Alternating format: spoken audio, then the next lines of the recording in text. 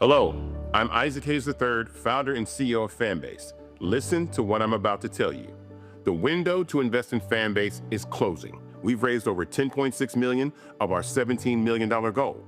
That means there's room for less than 6,370 people to invest in Fanbase for the average amount. The minimum to invest in Fanbase right now is $399. That makes you an owner in Fanbase today. Go to startengine.com/fanbase to invest. Why? Because current social apps have taken advantage of users for far too long, with content suppression, shadow banning, harmful racist content, and no real tools for monetization and equity. Fanbase has over 1.4 million users and counting, allowing anyone to reach all their following and monetize their content from day one. Social media is the new TV, and whoever owns the apps that distribute that content have the opportunity to own potential billion-dollar companies. While big platforms with uncertain futures are failing to serve their users, Fanbase is stepping up to fill the gap. Don't wait until it's too late.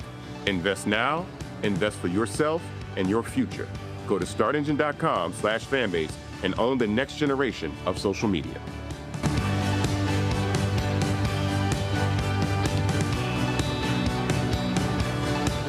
Folks, Black Star Network is here. Hold no punches! I'm real revolutionary right now. Black power. Support this man, Black Media. He makes sure that our stories are told. Thank you for being the voice of Black America, Roland. Stay black. I love y'all. All momentum we have now, we have to keep this going. The video looks phenomenal. See, this difference between Black Star Network and Black-owned media and something like CNN. You can't be Black-owned media and be scared. It's time to be smart. Bring your eyeballs home. You dig?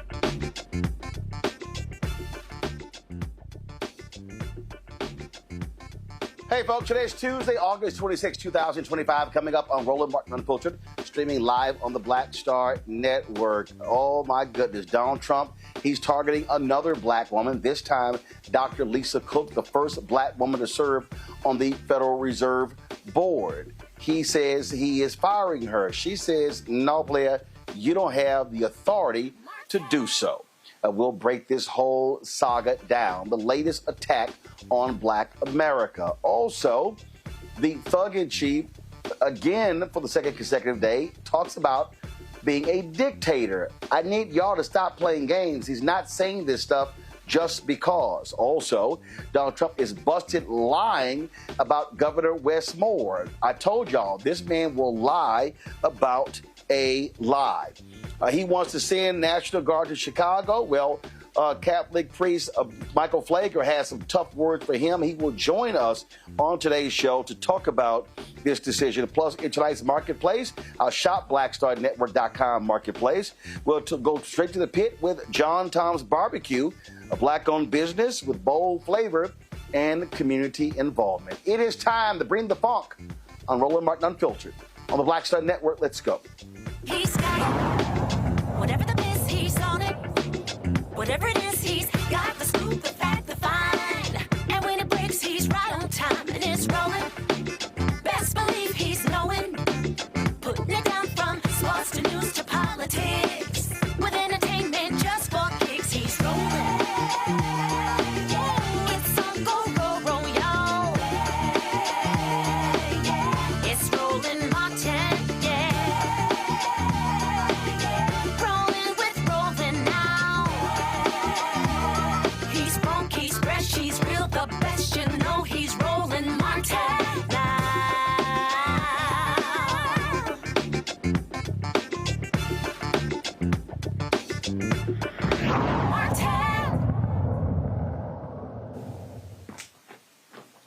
Well, folks, the twice-impeached, criminally convicted felon-in-chief Donald the Con Trump is attacking another black woman.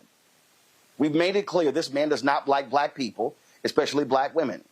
His latest target is Dr. Lisa Cook. You have allegations from one of Trump's housing appointees that Lisa Cook somehow committed mortgage fraud. It's an allegation. Has she been indicted? No. Has she been tried? No. Has she been convicted? No.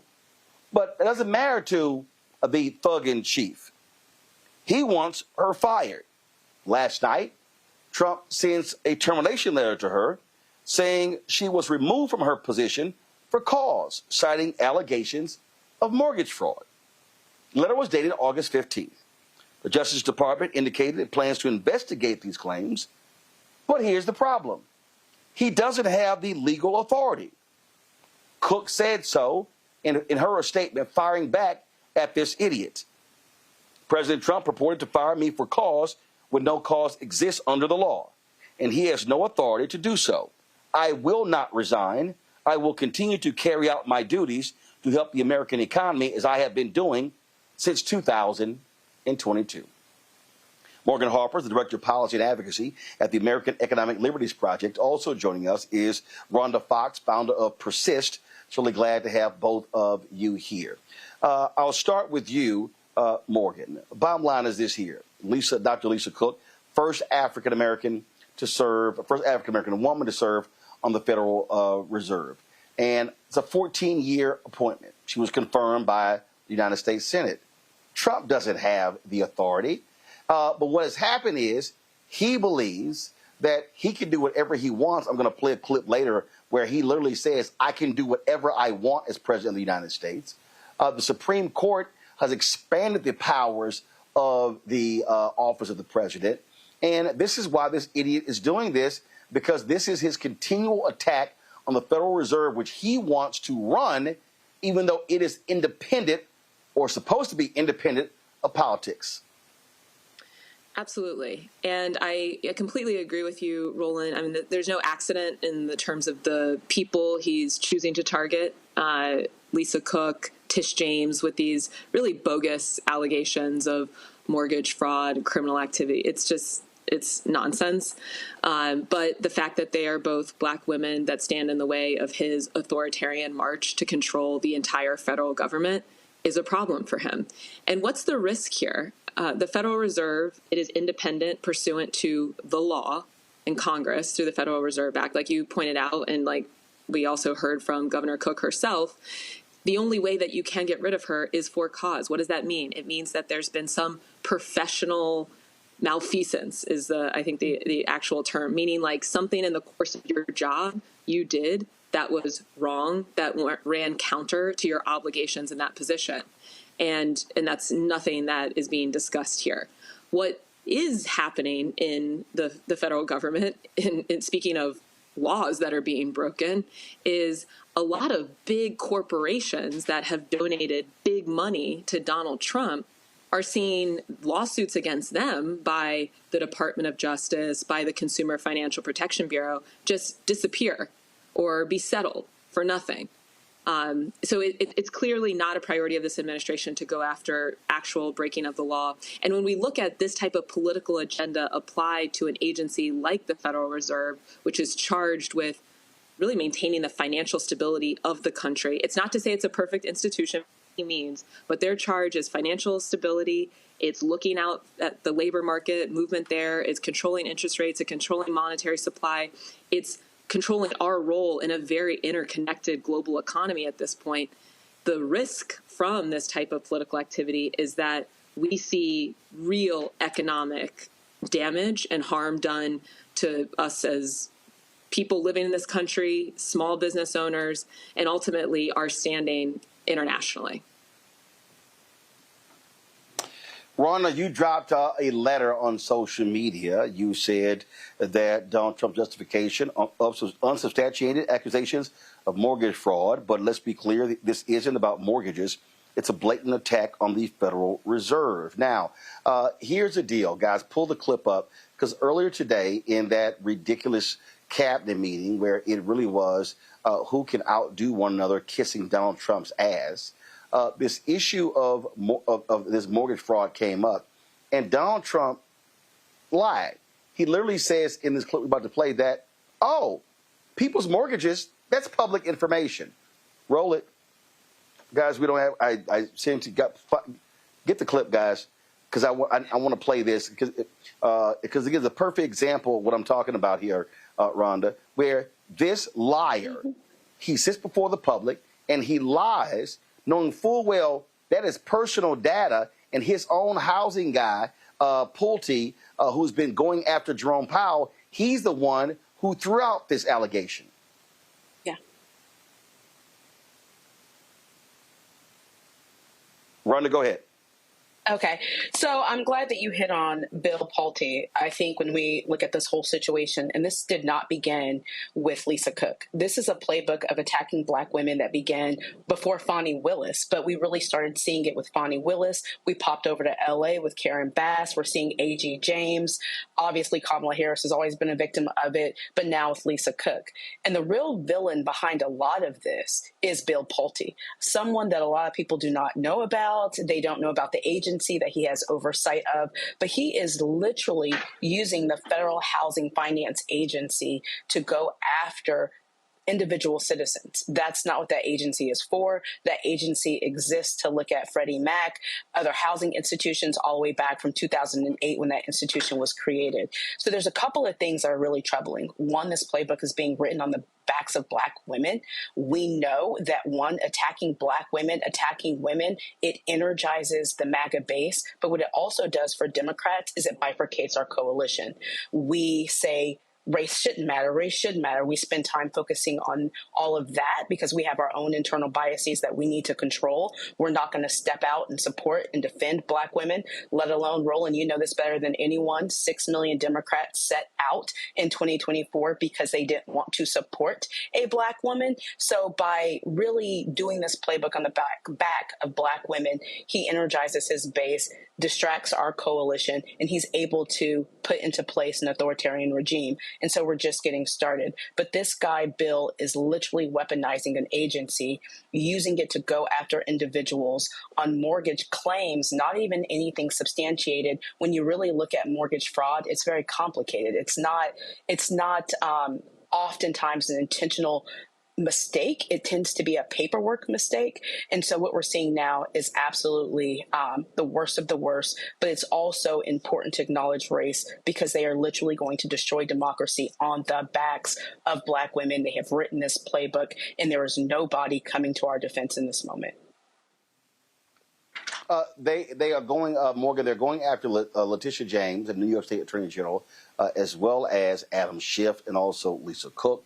And to the point that she just made, what we're dealing with, we are dealing with thugs who want to exact retribution and revenge.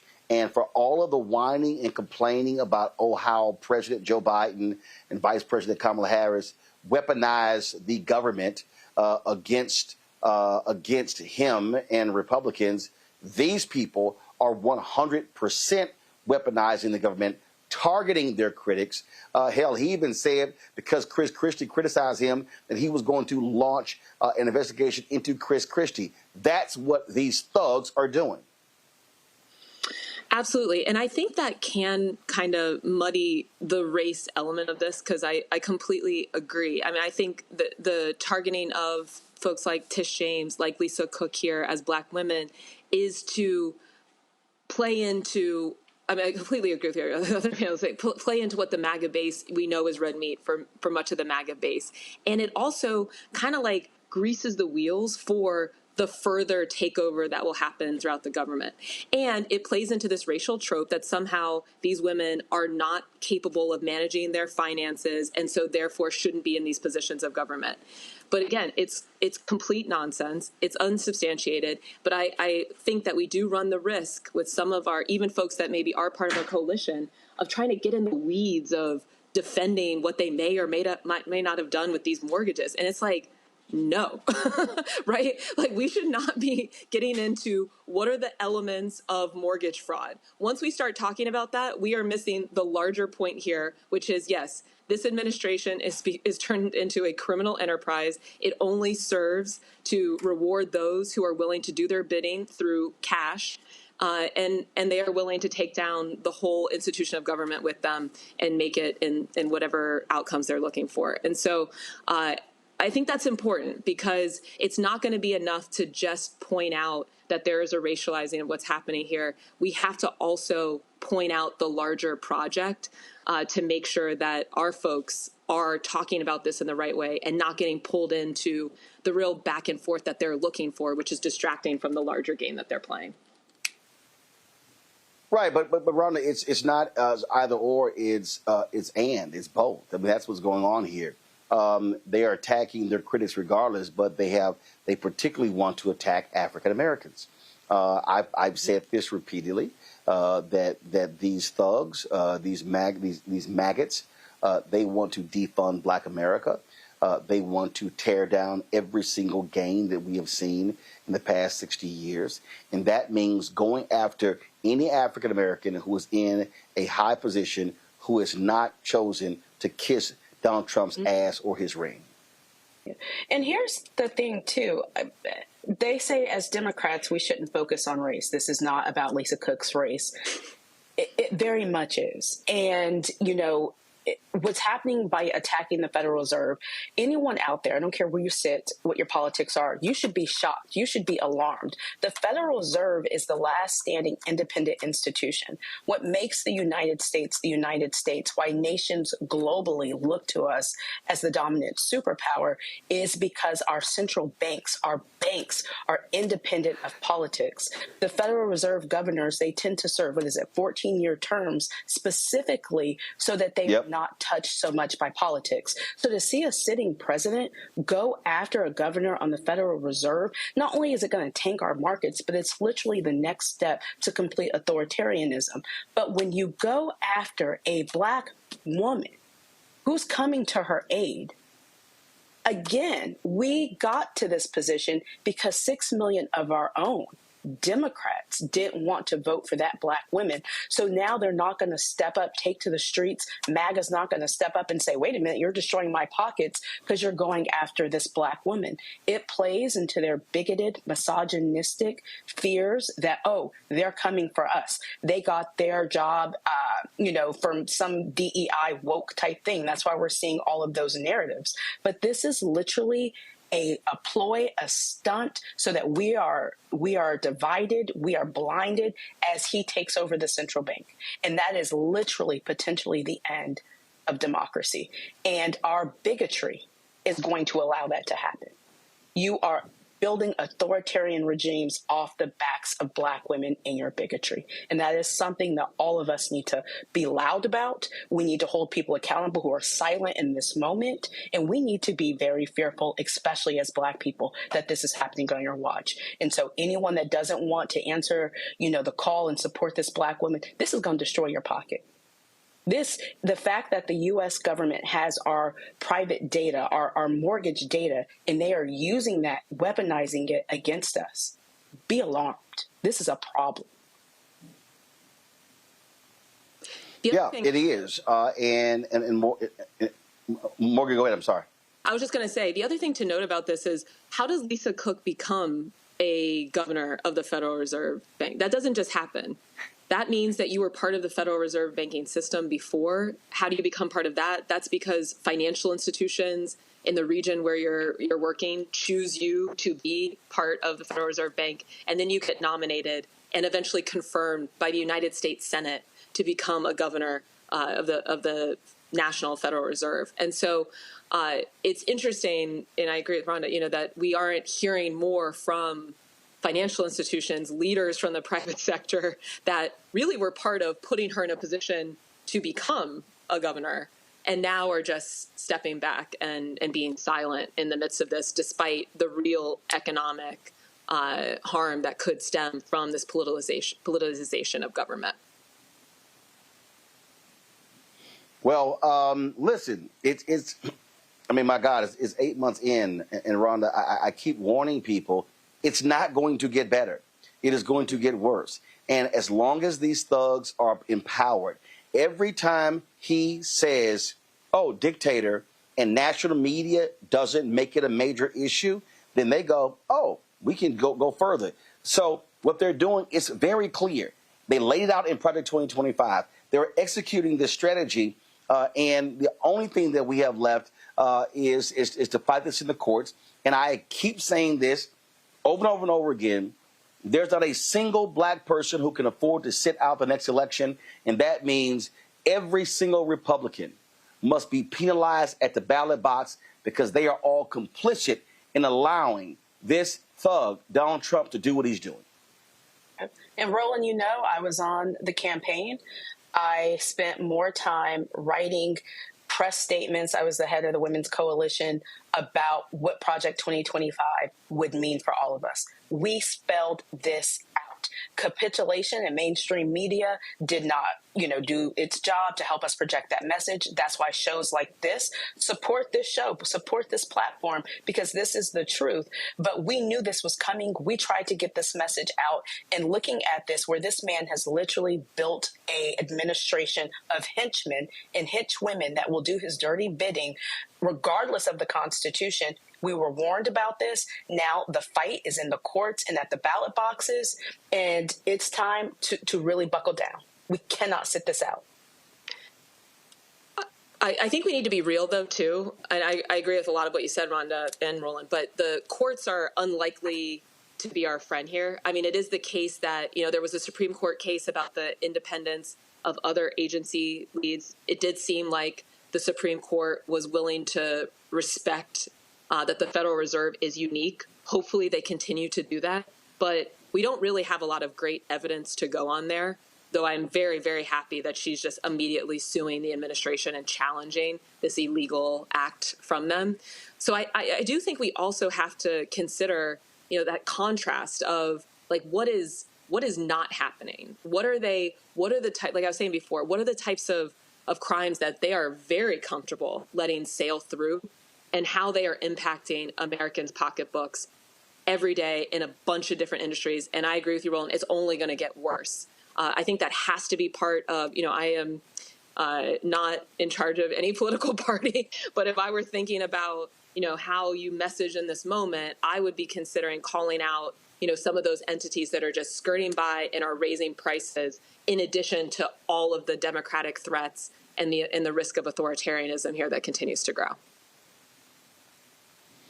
Yeah, I mean, listen, we obviously can't, it's not like it's guaranteed to count on the courts, but what we have seen, though, we have seen many other federal judges, including Trump federal judges.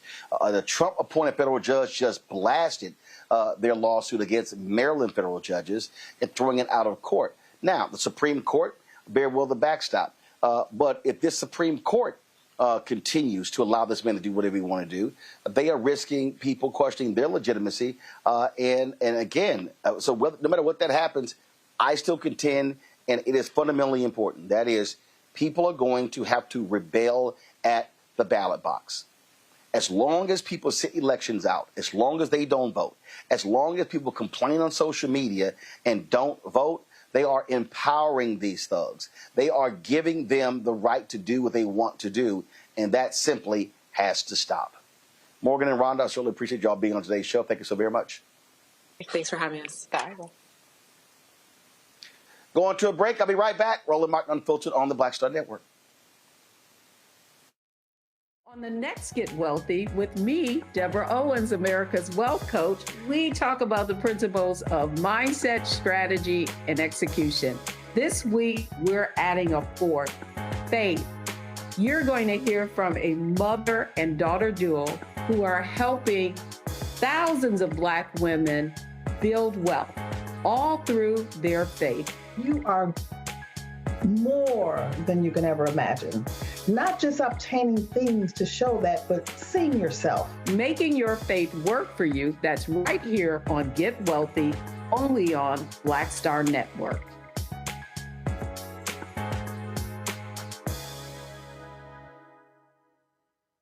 I'm Russell L. Honoré, Lieutenant General, United States Army, retired, and you're watching Roland Martin Unfiltered.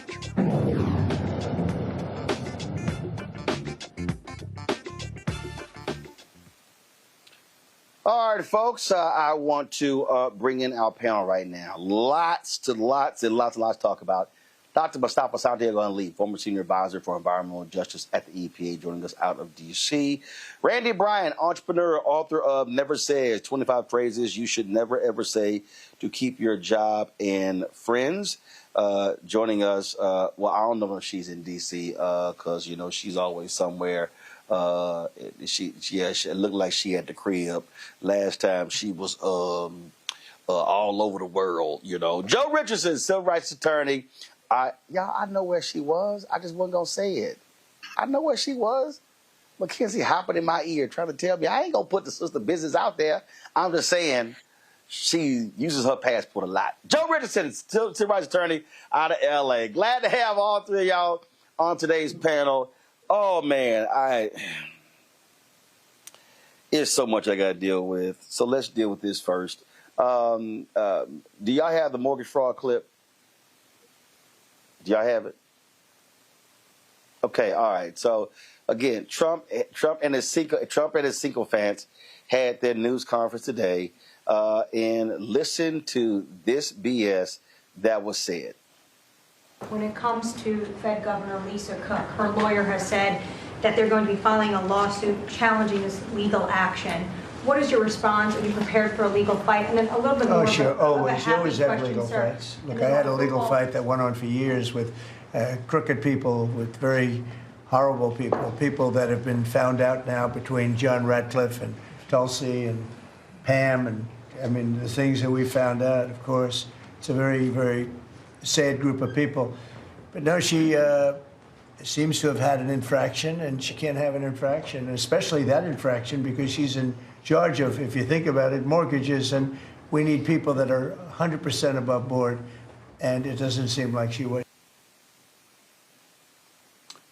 Okay, so that was that, and then this fool made this comment when it came to bringing up again being a dictator. But then he goes on television and says, oh, Trump is a dictator, he's a dictator. And a lot of people are so the line is that I'm a dictator, but I stop crime. So a lot of people say, you know, if that's the case, I'd rather have a dictator. But I'm not a dictator, I just know how to stop crime. No, actually, you don't. You don't know how to stop crime, and you're not stopping crime. So that's a lie. But the thing here, Mustafa, that, again, we have to focus on, the repeated comments about being a dictator, what they're doing is they're waiting. And so the whole deal is, oh, well, if there's not going to be any real reaction from people, guess what? We can actually move closer to being a dictator. Yeah, it's about socialization, right? You say things, you do things, and you see if it has a negative impact, and if folks don't speak out and push back and say these are not American values and we're not going to support it, then they take it another step further. And then they try it again, and they try it again until they see how far they can go. And then eventually people will look back and they'll no longer be able to find democracy inside of this country. You'll no longer find justice inside of this country. So they're just trying to socialize folks. And that's the reason he uses both his media platform. He uses the news also because they capture what he says and there's no real pushback. There's no real analysis. So this is a well thought out game. There is intentionality in each one of the things that they as a team do. And of course, he plays it out for America. So folks have a choice. When you see these types of things, you can call it out and say that you're not supporting it and not support it through your vote, not support it, through other mechanisms, or you can continue to watch the erosion of a set of values inside of our country that we're supposed to actually build the foundation on. And they absolutely, Joe, they want to be a dictator. They want to ignore the law. That is their desire. We have seen this over and over and over again, and that's why people have to respond. They cannot be silent and not respond to these actions, whether it's the National Guard, whether it's just blowing up the law. I mean, that's what's going on here. And let's just be frank. They got in the office because too many people were asleep at the wheel and were saying, well, it wasn't that bad last time he was there, so we survived it, so we can survive it again. We're talking now about a completely different administration. Yeah, ignore the law, ignore court orders, make up things. We'll talk about some of these other things that have come across recently. Make up an infraction and now say that the person on the Federal Reserve who you're trying to get rid of is potentially being investigated for an infraction, and therefore she needs to come off right away. Donald Trump doesn't like people. I don't think he likes smart people at all. Then he really doesn't like smart people that disagree with him, and then wrap it all up in one and make it a black woman, and his reaction is absolutely visceral. Now, I got to tell you, for as much as Donald Trump complains, he's got to know that behind closed doors, he's got no complaints with this media. I believe the media made him president twice. I believe the media has normalized much of what he's done. The media does not sound the alarm the way that they need to for fear of being sued, or for fear of being considered less than objective, for fear of being considered left wing, or whatever it is. I'm not sure what it is, but he's got no complaints at all because the media has made him president twice, and they're continuing to normalize, by and large, the things that are going on now. And so now he's attacking this woman, trying to get rid of her off the Federal Reserve because she's in the way. And knowing that black women, particularly smart ones, are much less likely to support him in any way, shape, or form. And those that are there because of their acumen and expertise, and in her case, and financials, they're not going to move off of what it is that they know to do just because he has this perception that he wants X, Y, Z done. And so therefore, get rid of him, do everything that we need to do. Let's create a problem. Now I'll fire them, etc.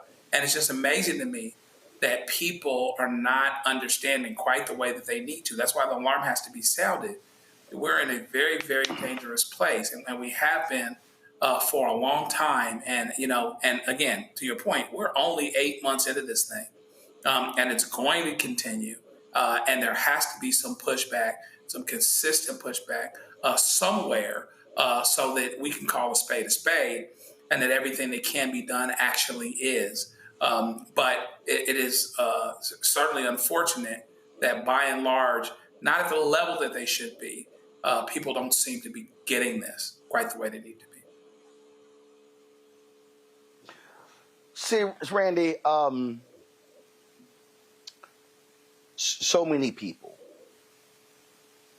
made assumptions.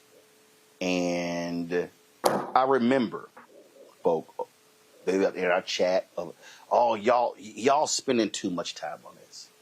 Y'all making too big of a deal out of this. The problem that you have is you have a Republican-led Congress who is so scared of him, they don't want to say or do anything. So they are, in essence, giving up the power of Congress.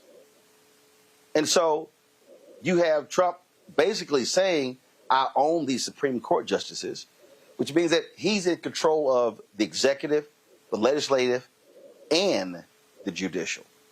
And that right there is scary. There were so many Simple Simon Negroes. Oh, it's not going to impact us. They can't do anything to us. Really? New York has the largest concentration of black people in America. Chicago is number 3 behind Atlanta. You don't think they're going to be targeting black people? And so folk really had better wake up to understand how these people are being thugs, how they are weaponizing the federal government, not just with that power, but how they are weaponizing it to control public companies, private companies, major companies, in so many different areas as well.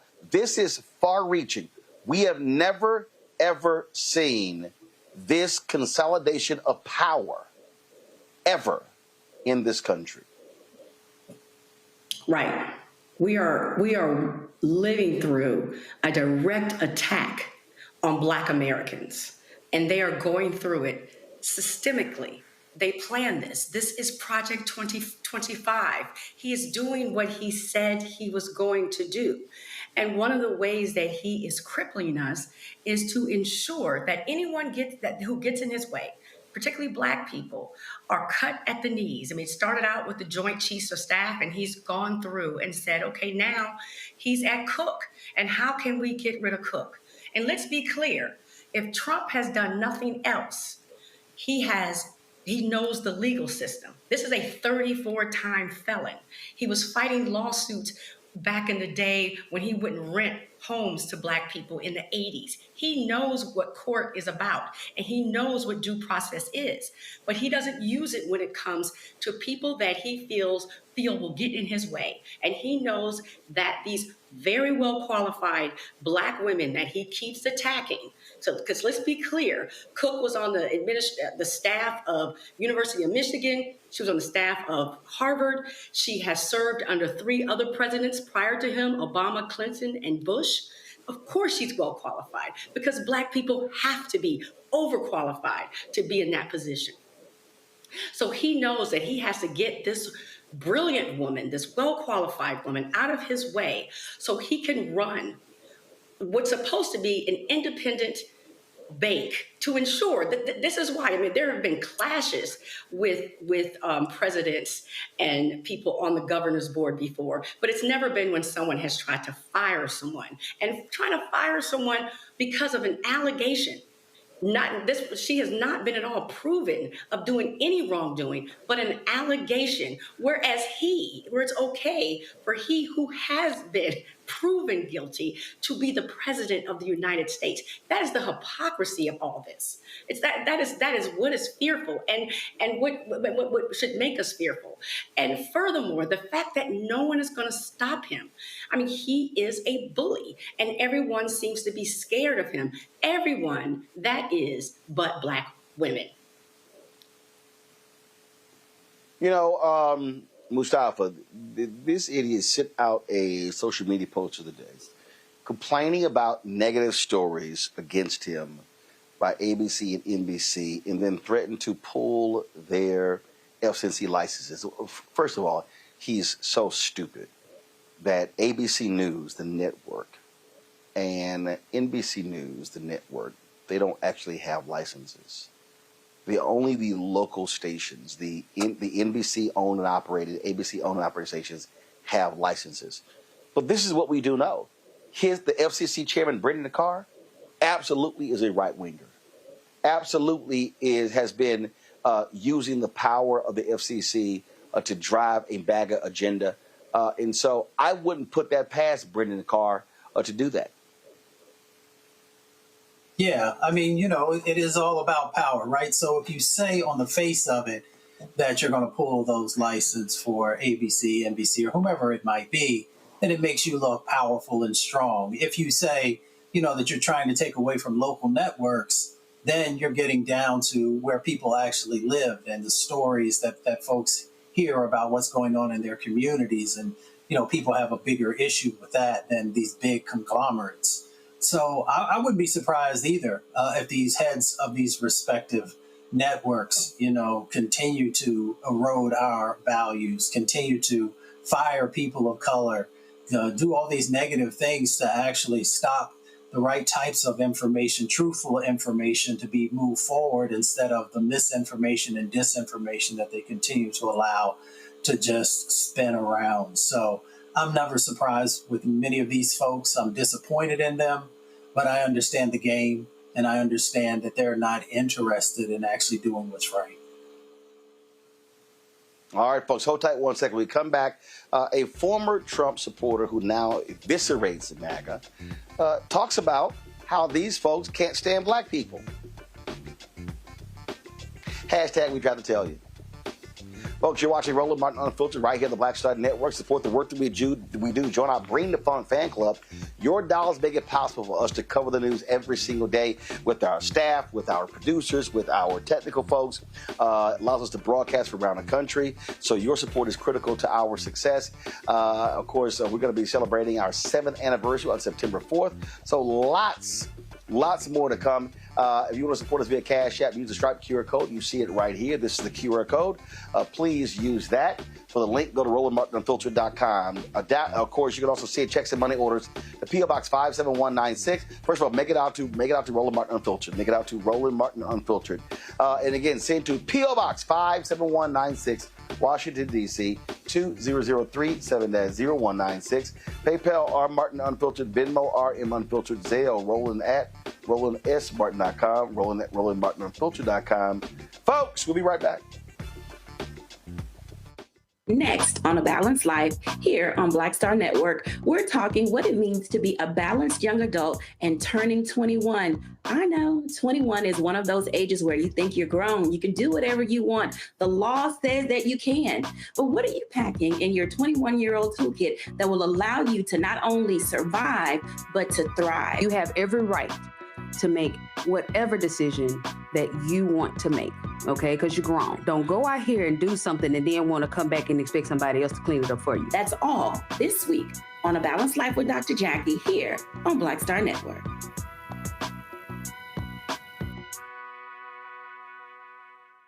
This week on The Other Side of Change, 300,000 Black women being pushed out of the workforce. This is shocking yet unsurprising. So what happens when a bunch of Black mothers lose their federal job? Their kids are not being fed, their kids are not being taken care of, but that trickles down to the entire community structure, which may be built on the backs of Black mothers and Black women more broadly. Tune in on The Other Side of Change, only on the Black Star Network. I am Tommy Davidson. I play Oscar on Proud Family, Louder and Prouder. Right now, I'm rolling with Roland Martin, unfiltered, uncut, unplugged, and undamn believable. You hear me?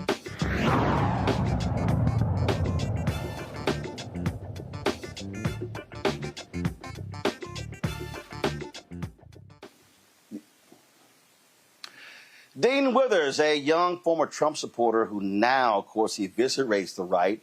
He hosts a podcast called One Woke Teen versus 100 Trump Supporters.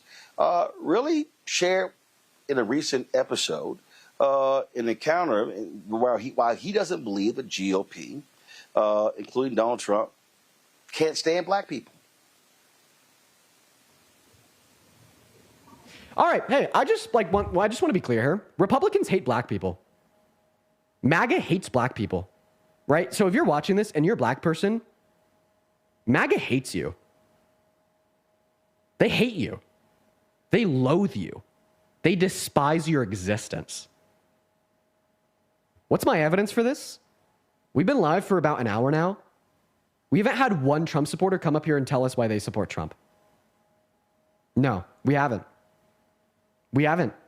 We've had maybe 20 people come up here and scream the N-word, though. Republicans are more willing to slur. Republicans are more willing to hate crime. Republicans are more willing to despise you for your existence if you're a black person watching this than they are willing to give one intellectual reason why Donald Trump is a good president. So for everybody watching, I mean, I'm talking about the 2.2 thousand people on YouTube and the 7.3 thousand people on TikTok. This shit should be radicalizing you. I'm being so fucking real. This shit should radicalize you. How scary is that? The millions of Americans that support the president we have today don't support them because of reason, don't support him because of fact, don't support him because of logic. They don't support him because of anything in alignment with reality. They support him out of hate and disdain for you if you are a black person, right? And once again, the fact that we have had 20 people come up here and vocalize their explicit hatred for black people, instead of giving one argument for why they support Trump, one reason, talking about the economy, talking about his policy, immigration, foreign affairs. No, it's just the N-word. So if you're a black person, if you're a brown person, if you're BIPOC, MAGA hates you. No lies told, Randy. I mean, water is wet. Water is wet. I mean, of course, there are a few step fetchits who think differently, but I think the majority of black people are very clear that we are hated. That is what MAGA is about. They are not about so much what they're going to do for others, but what they're going to do against others to oppress others. I mean, the name of their game is the oppression of anybody that is non-white. They definitely hate black people, but, I try to make people understand that I've never met a bigot who was targeted. And by that, I mean, if someone hates black people, we may get it the worst and first, but they are xenophobic. They're not messing with Jews. They're not messing with LGBTQIA. They're not messing with Hispanics. So, we're in this together, whether they realize it or not. I think a lot of people are having wake-up calls right now as we speak. And that's part of the reason that, the election went the way it did, is because some people were fine as long as black people were going to be hurt. They knew black people would be hurt. They didn't realize that they, too, would be targeted as well. But, yeah, I mean, it's people will listen to, if I don't know anything else, I know people will listen to a white person and trust a white person telling them about their own people before like me or you say it. So it's great that this young man is just calling a thing, but I don't think any of us are sitting over here in shock and awe about what he's saying. It was not a revolutionary statement here. We know. But here's the deal. But his audience is not our audience, and he needed to say what needed to be said. Because Joe, That's what I'm saying. what we have to And recognize, they will believe uh, him. yeah, I mean, so it was critically important, I think, for him to say what he had to say, because what we have to recognize, and again, this was literally the basis of my book, White Fear, while the browning of America is making white folks lose their minds, and I called it, and I hate the fact that I called it, that I saw it, it was coming true, but we have to recognize that, I mean, look, I saw a piece earlier with one of the Proud Boys. They were like, oh, we don't have to protest anymore because we're not on the inside. We're now mainstream. Our viewpoints, oh, we're good. That's literally what the racists are saying, Joe. We're good. They are embracing us. Yeah, and so from where they stand, things are being well taken care of. What I like to say is, are there Republicans out there that that'll say that they don't hate black people and kind of mean it? Yeah, sure, there are. But here's what I say in response to that. You can say that I'm cool. You can say that you're a Reagan Republican, which isn't a whole lot better to me, or a Bush. Let's say a Bush 1 Republican. I'm a HW Republican. But the HW Republicans aren't the ones in charge. I mean, how long ago does it seem that George H.W. Bush actually supported, it's a little watered down, but the 1991 Civil Rights Bill? How long ago does it seem that George W. Bush supported some initiatives in Africa? How long ago does it seem that some folks that were on that side of the aisle acknowledged that some other folks had a right to exist, even if there were some very honest disagreements?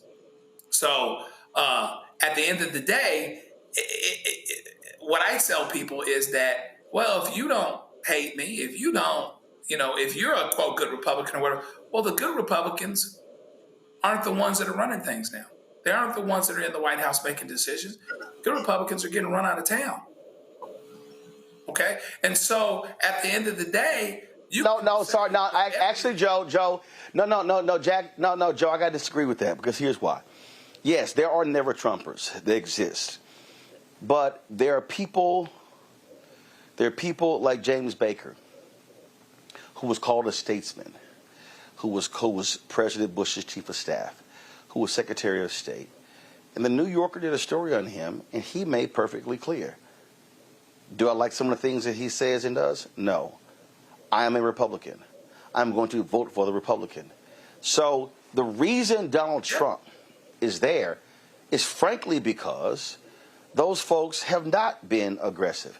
Listen, for all of the talk of Trump's former chief of staff, retired 4-star general, and the comments that he confirmed to book authors, John Kelly did not come out publicly before the election and say to the country, do not vote for this man. Right. See, and that's the real deal, because I keep saying this. Republicans like James Baker, Republicans like Eric Erickson, Republicans like Bill Barr, they personally hate Donald Trump. They personally despise Donald Trump. But Donald Trump is their Trojan horse because he is their access to total power. And making a circle, if your guy hates me, you can say you don't hate me, but if your guy hates me and you support your guy, A equals B and B equals C, then A equals C. So we get to the same place. So whether or not this gentleman is right saying, MAGA hates you and Republicans hate you and, the Republicans hate black people, whatever else, that's still how it shows up. The book says, love not in word, neither in tongue, but in deed and in truth. So if your guy is screwing me because your guy hates me, and we're sure about that, and you look the other way for whatever reason while your guy does what he does, then you're right there with your guy. And that's what it arrives at, for sure. It might arrive for a different reason or a different way. But at the end of the day, if he's your guy and you support your guy and he hates me, then you might as well hate me because it has the same effect. You know, Mustafa, there were some racists who were fired in the first term of Trump. They're now back, and they got promotions. And so, all gloves are off. These people, they don't care. They are full on embracing of racism. And we all know Stephen Miller is an absolute white nationalist. And so if you are a racist in America, you have a home in MAGA world. In fact, you got some white folks in Arkansas who literally are building their whites-only community. They made it clear they don't want any blacks there. I can guarantee you we don't want to live near your asses. Malcolm X once said that power never takes a back step, only in the face of more power. And that's what we see going on right now, is that people are comfortable with doing the things that they always wanted to do and saying the things that they always wanted to say because they have an administration that backs it up and that amplifies it. And not only do they bring it forward in words, but actually in deeds, because you can say lots of things. I always evaluate your actions to know exactly how you care about me. So when you dismantle diversity, equity, and inclusion, even though you understand that there are disproportionate impacts that are happening in housing and transportation and jobs and the environment and healthcare, then that shows that you have little regard for me. You might actually hate me because you understand the impacts that are happening there. When you make it more difficult for education to actually happen and to make sure that there's real equality in that space, then that means to me that you hate me. When you look at the undermining of civil rights and of our museums as an example of where you want to do erasure in those spaces, then that sends a very clear message about how you see me. When you have individuals who are talking about cash bail, and when they send the National Guard and other law enforcement into black cities, DC is one of those examples, and that shows exactly how you feel, not only words, but in sets of actions. When you slash funding for all those federal agencies that have a responsibility around, whether it is the climate crisis and these hurricanes and everything else that happens, or environmental justice, and you say that it no longer matters and those impacts that are happening, then they're very clear about, one, that they have power in this moment and that they're going to utilize it to put you in greater harm. And then, of course, all the economic impacts of stripping away rights that folks work for decades upon decades to just begin to address the wealth gap in our country. They are very clear about how they feel about you. And then if you just want to look at whom a person surrounds themselves with, all you got to do is look at the White House. All you got to do is look at these federal agencies. And it's very clear about what the mandate is and the paradigm that they're operating from. But some folks still want to keep their eyes closed. Some folks still, even though you see exactly what's playing out, you want to find and justify, well, that's not really what they're doing. That's not really how they feel. And it's just amazing because, as Maya said, when someone shows you who they are, believe them. You still have folks who don't believe. Folks, hold tight 1 second. Going to a break. We come back. We will talk with Chicago pastor, Father Michael Pfleger. He spoke yesterday at the Governor Jay Pritzker News Conference regarding Trump wanting to send the National Guard to Chicago. Had some tough words to say, and I'm sure he will continue to say it right here on the show as well. Folks, we'll be right back on the Black Star Network. Next on the Black Table with me, Greg Carr, we welcome the Black Star Network's very own Roland Martin, who joins us to talk about his new book, White Fear, how the browning of America is making white folks lose their minds. The book explains so much about what we're going through in this country right now, and how, as white people head toward becoming a racial minority, it's going to get, well, let's just say, even more interesting. We are going to see more violence. We're going to see more vitriol, because as each day passes, it's it is a nail in that coffin. The one and only Roland Martin on the next Black Table, right here on the Black Star Network. On the next Get Wealthy with me, Deborah Owens, America's Wealth Coach, we talk about the principles of mindset, strategy, and execution. This week, we're adding a fourth, faith. You're going to hear from a mother and daughter duo who are helping thousands of Black women build wealth, all through their faith. You are more than you can ever imagine. Not just obtaining things to show that, but seeing yourself. Making your faith work for you. That's right here on Get Wealthy, only on Black Star Network.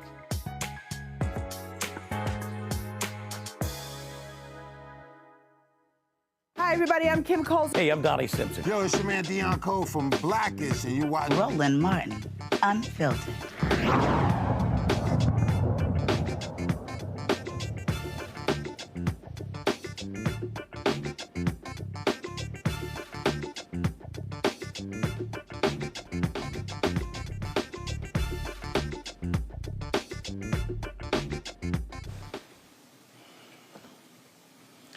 Folks, a lot of conversation with regards to Trump sending the National Guard to Chicago, New York, and other cities in this country. Oh, he's not focused on red states. He cares only about the issue of, quote, the so-called issue of crime in blue states. Well, yesterday at Illinois Governor Jay Pritzker's news conference, Father Michael Pfleger spoke, and this is what he had to say.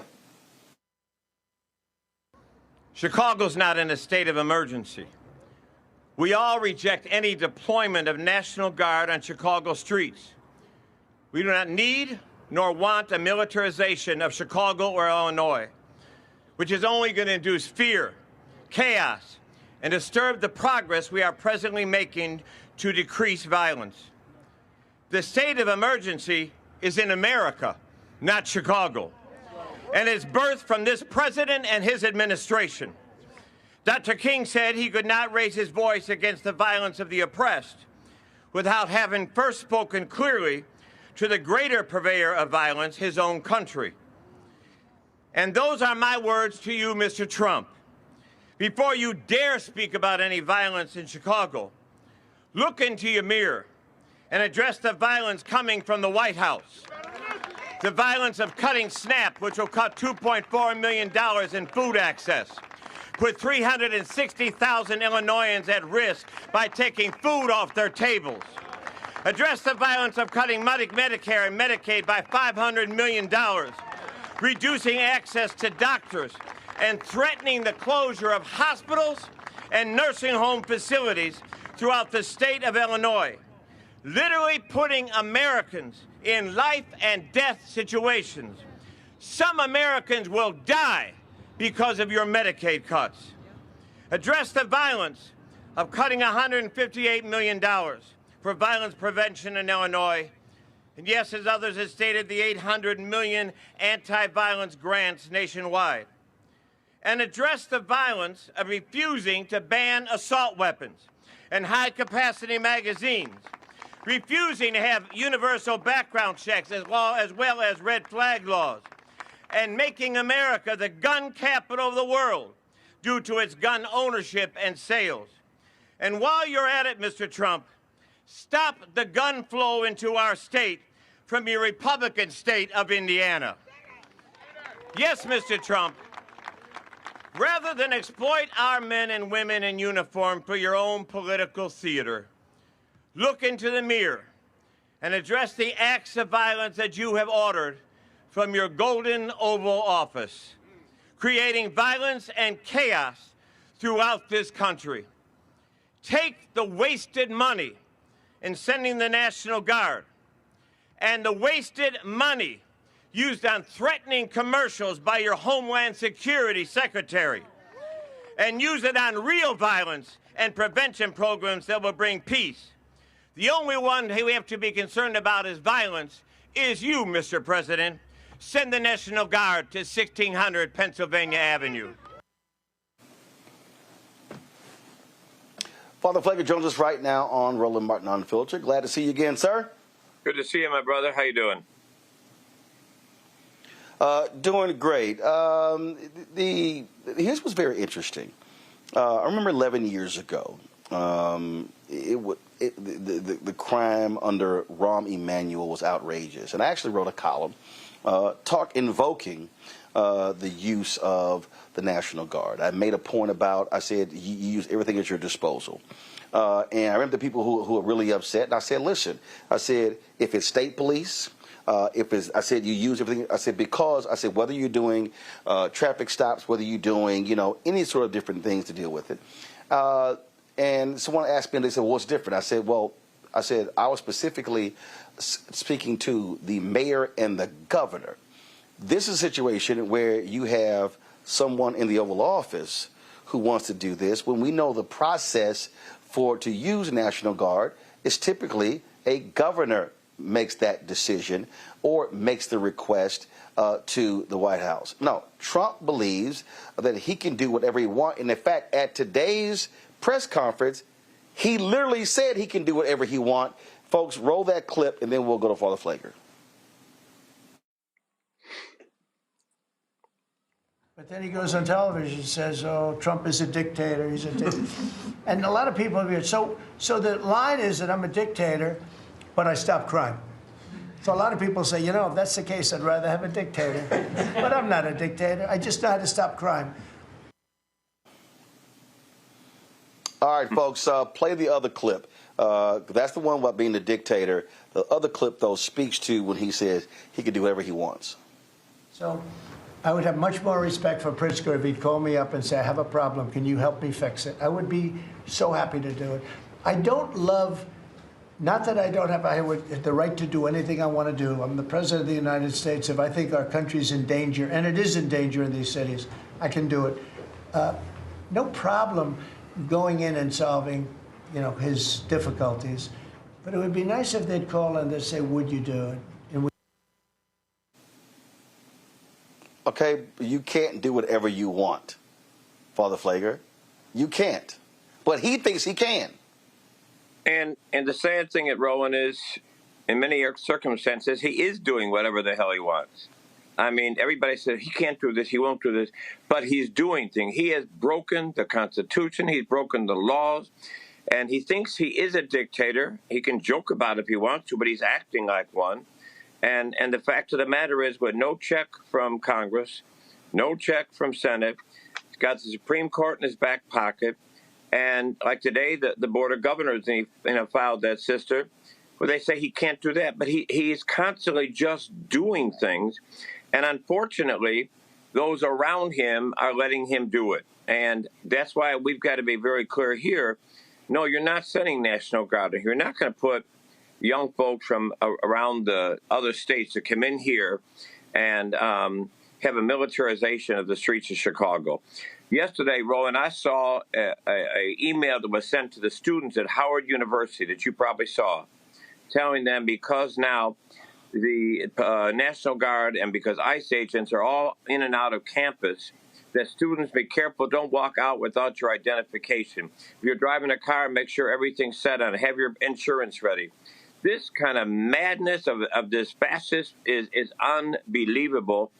But the tragically is he can't do these things, but he's doing them, and nobody is stopping him. Right. And again, this whole deal, I wish he would call.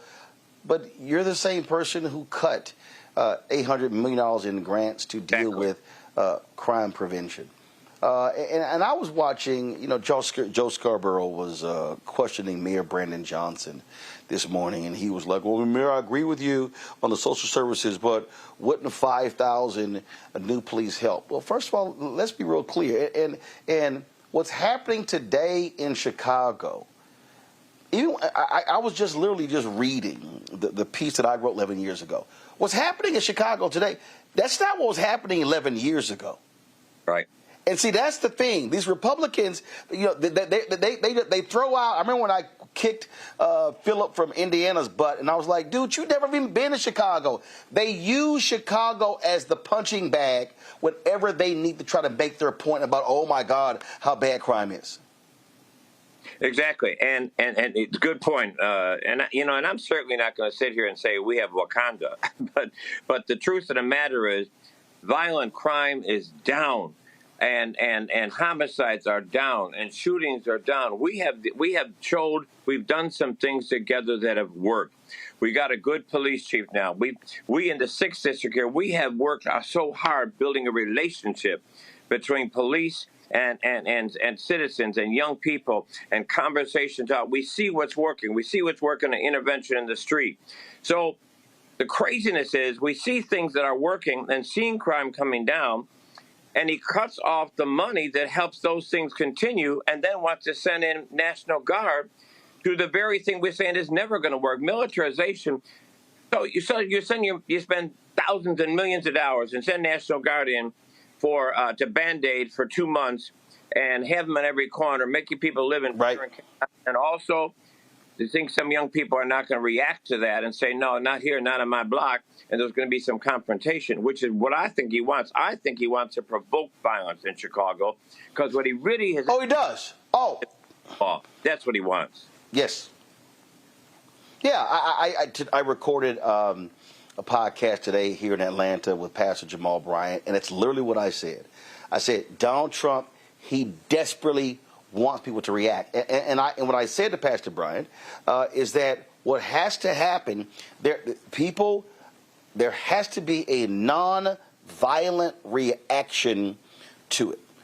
Because Trump is itching for what they call unrest. In fact, if anybody looks at those orders of the Department of Defense, that's what he was focused on, the issue of civil unrest. He wants to cancel the election citing civil unrest. And so if people are going to respond, it has to be a nonviolent reaction. And I said this to Pastor Bryant, and here's the deal. The group that has been doing some amazing work, whether it's these ICE detentions and also what he's doing, have been Catholic priests. Pope Leo has inspired Catholic priests to be more aggressive and bringing their moral authority to challenge this thuggish administration. You're right, Roland. And two things we're saying is, one is we are going to have a column coming out in the Tribune this coming Sunday, where it's saying this is the time for faith leaders in general, Muslims, Christians, and Jews to unite. We can have our differences in our faith, but the foundations of all of this is justice, it's respect of people, it's the love of our sisters and brothers, and the treatment of each other with justice. That we're saying it's time to come together and make a strong front.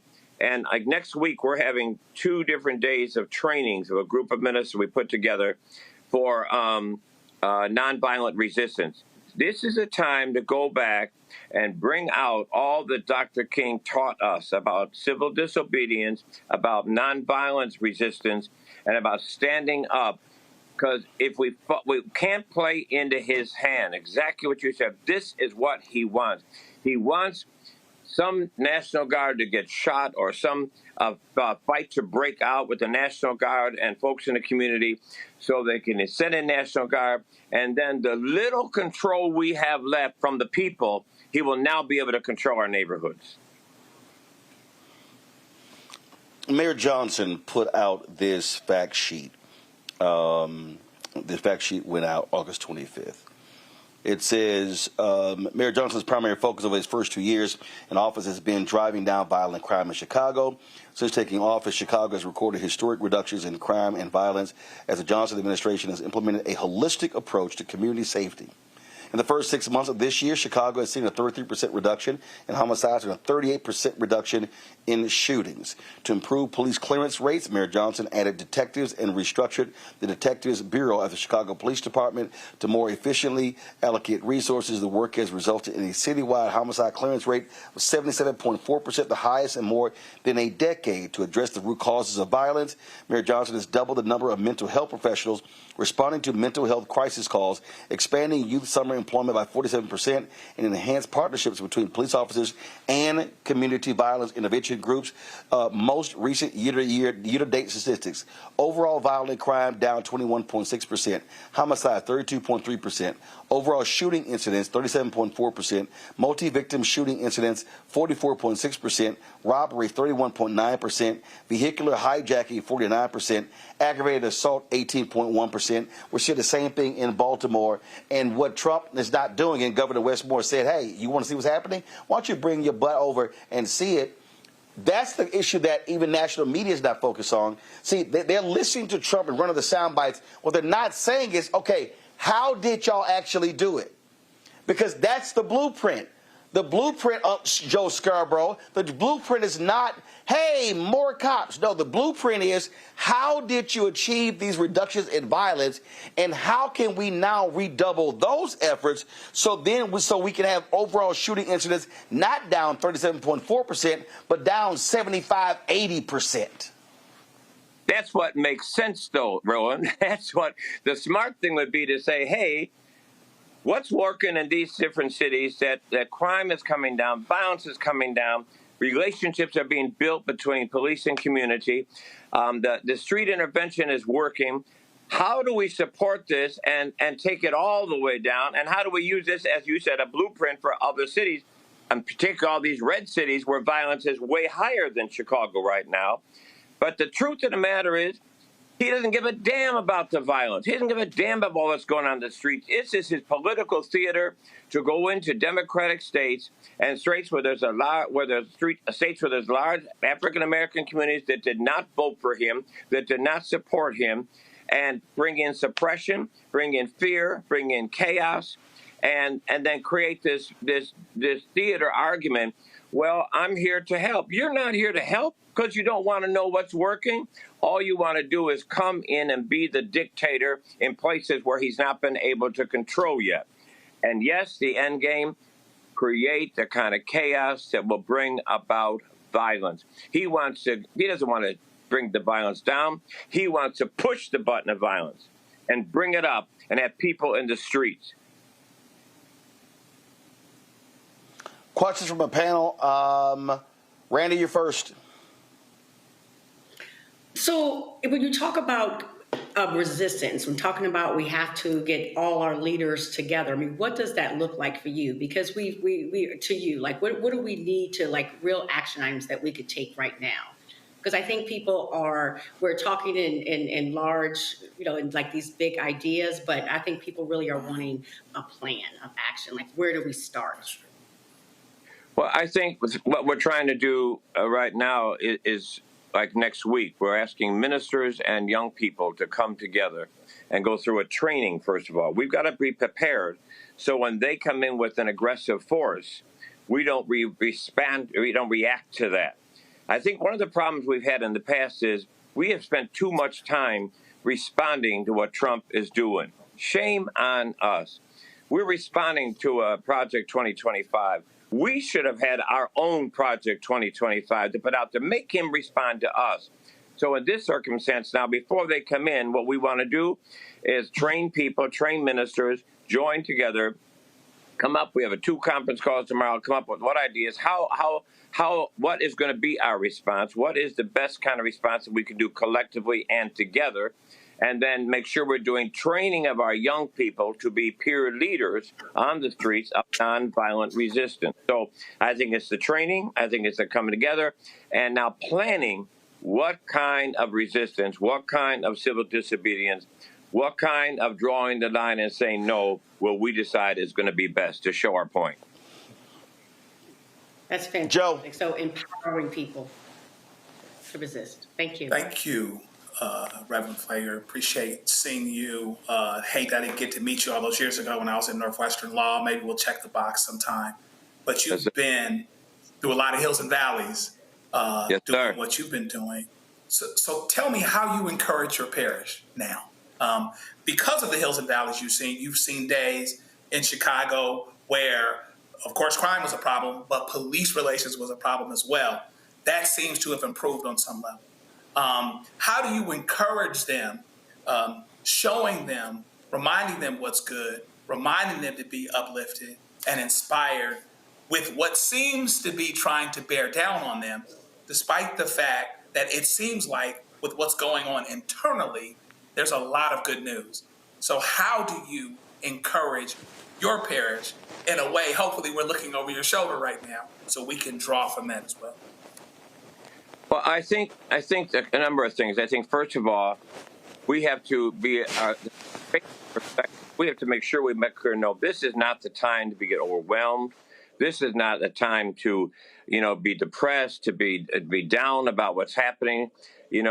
People say, I just can't take it anymore. I don't want to watch the news. I don't want to listen to it. No, this is not the time to retreat. This is the time to say, what is this faith that we've been growing in? What is this faith that we've been proclaiming and singing about and preaching about and teaching about? This is the time in darkness when we recognize, as I told you on Sunday, it's when you turn on the light. Well, who's the light? We are. We're the light of the world, not to be hidden. So this is the time for us to shine. This is the time for us to come together and know who we are. We are the more than overcomers. We are the he in us who's greater than the he in the world. This is the time to put legs on our feet and make sure that we are living it every day in our workplaces, on the street corners, in our schools. This is the time for our faith to shine bright. This is the time to recognize what we say we believe.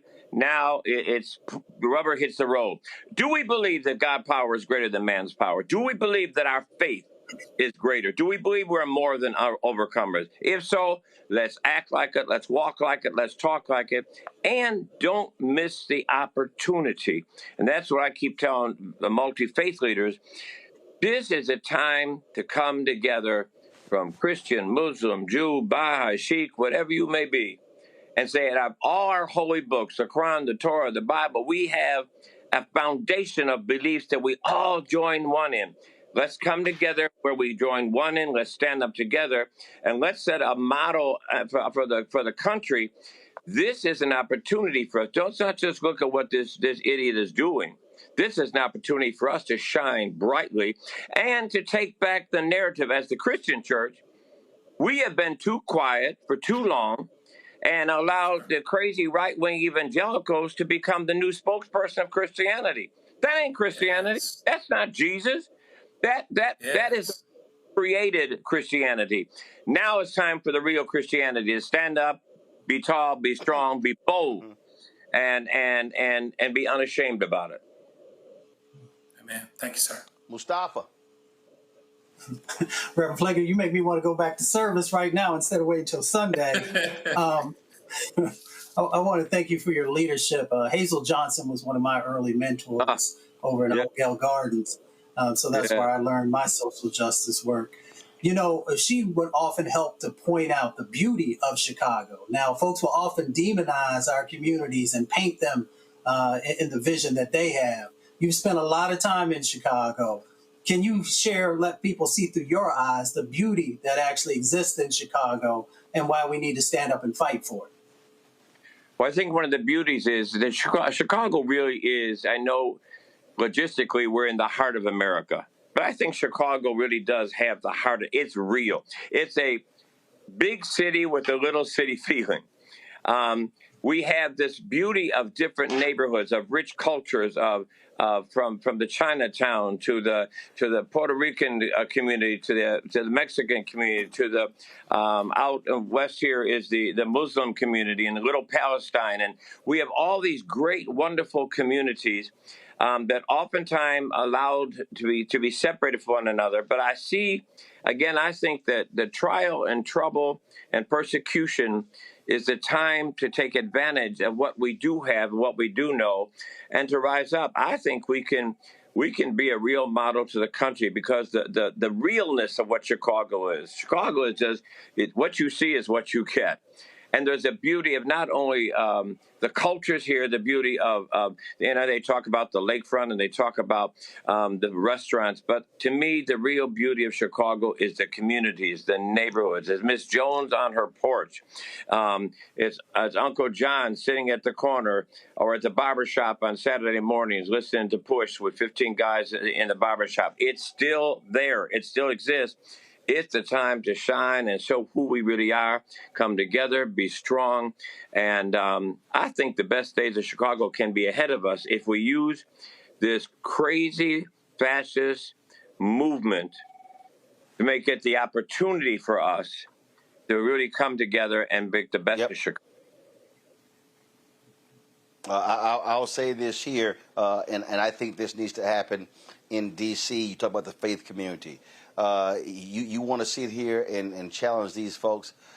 Imagine if 1,000 Christians are lined up shoulder to shoulder where these National Guard members are, standing there holding their Bibles and chanting affirmations or singing freedom songs like Snick did as well. And looking them in their eye. See, to me, that's sort of the movement that's to happen. Secretary of Defense Pete Hegseth, you think you are a super Christian? Yeah, let's see 1,000 black Christians look you in your eye, calling you out. See, and so when I think about Dr. King, who was being taught the nonviolence issue by Bayard Rustin, and of course, my man Reverend Nelson, and when you think about all of these people, when you think about the folks who are putting the work in, that to me is important. When you think about, Jim Lawson. When you think about Jim Lawson, who went to prison, he could have got a deferment because he was in seminary. He chose to go to prison because he said he did not believe in war to that extent and was not going to take that. That has to return, because people cannot miss what you said earlier, and I said the exact same thing. They are itching for a fight. They want people to lash out, and we cannot give this thug what he wants. No, and Roland, we've got to set the parameters for the fight, not him. He wants a fight of violence. We've got to show a fight of power and of faith and of conviction, like you said, of standing there and saying, here we are. Tell us what you're going to do.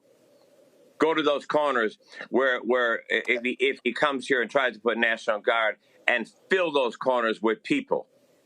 Every single corner, wherever there's National Guard, have people surrounding them and fill them and stand there with our Bibles, with our Quran, with our Torah. Stand there and let them know.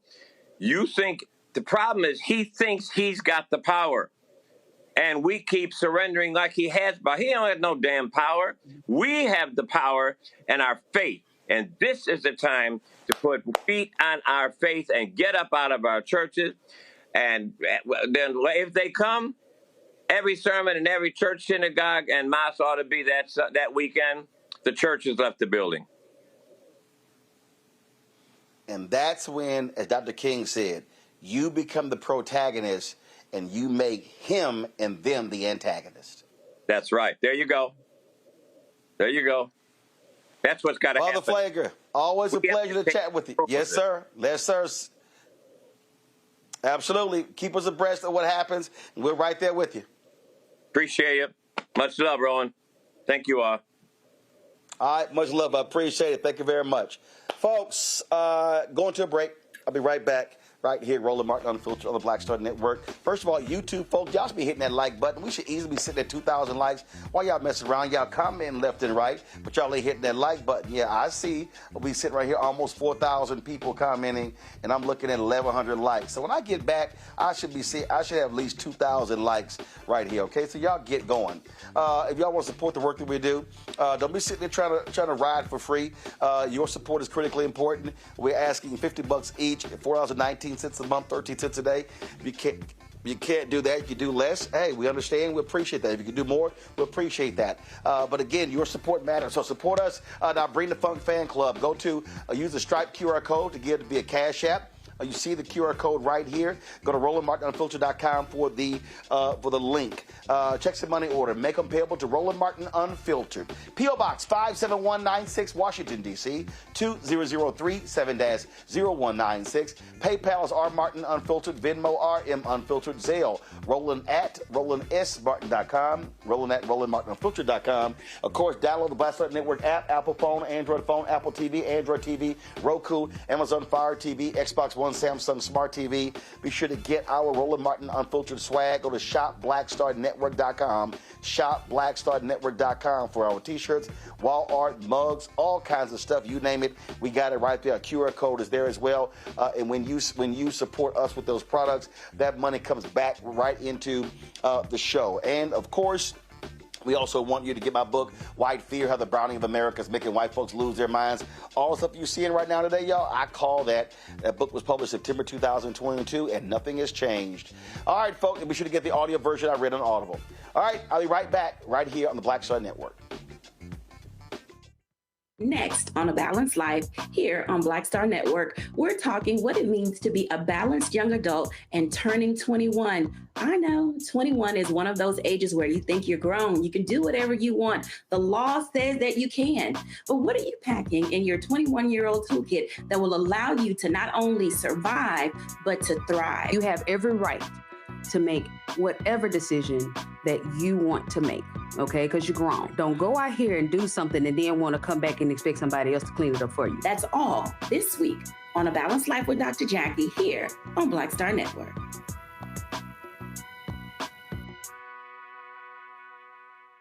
This week on the other side of change. 300,000 Black women being pushed out of the workforce. This is shocking yet unsurprising. So what happens when a bunch of Black mothers lose their federal job? Their kids are not being fed. Their kids are not being taken care of. But that trickles down to the entire community structure, which may be built on the backs of Black mothers and Black women more broadly. Tune in on the other side of change, only on the Black Star Network. Hello, I'm Isaac Hayes III, founder and CEO of Fanbase. Listen to what I'm about to tell you. The window to invest in Fanbase is closing. We've raised over $10.6 million of our $17 million goal. That means there's room for less than 6,370 people to invest in Fanbase for the average amount.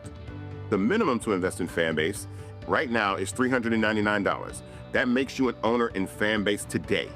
Go to startengine.com/fanbase to invest. Why? Because current social apps have taken advantage of users for far too long, with content suppression, shadow banning, harmful racist content, and no real tools for monetization and equity. Fanbase has over 1.4 million users and counting, allowing anyone to reach all their following and monetize their content from day one. Social media is the new TV, and whoever owns the apps that distribute that content have the opportunity to own potential billion-dollar companies. While big platforms with uncertain futures are failing to serve their users, Fanbase is stepping up to fill the gap. Don't wait until it's too late. Invest now, invest for yourself and your future.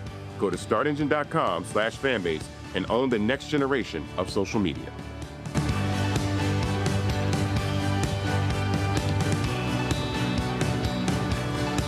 Next on the Black Table with me, Greg Carr, we welcome the Black Star Network's very own Roland Martin, who joins us to talk about his new book, White Fear, How the Browning of America is Making White Folks Lose Their Minds. The book explains so much about what we're going through in this country right now, and how, as white people head toward becoming a racial minority, it's going to get, well, let's just say, even more interesting. We are going to see more violence. We're going to see more vitriol, because as each day passes, it is a nail in that coffin. The one and only Roland Martin on the next Black Table, right here on the Black Star Network. Me, Sherry Shepard, and you know what you're watching, Roland Martin Unfiltered.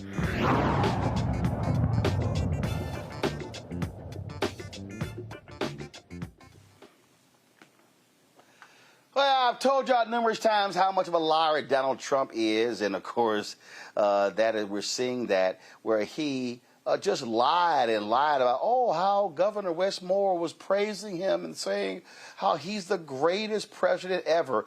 And then these idiots at Fox News thought they had the video saying, we got it. It proves what Trump said is correct. No, it doesn't. Roll it. This, a bit of he said, she said brewing between President Trump and Maryland Democrat Governor Westmore.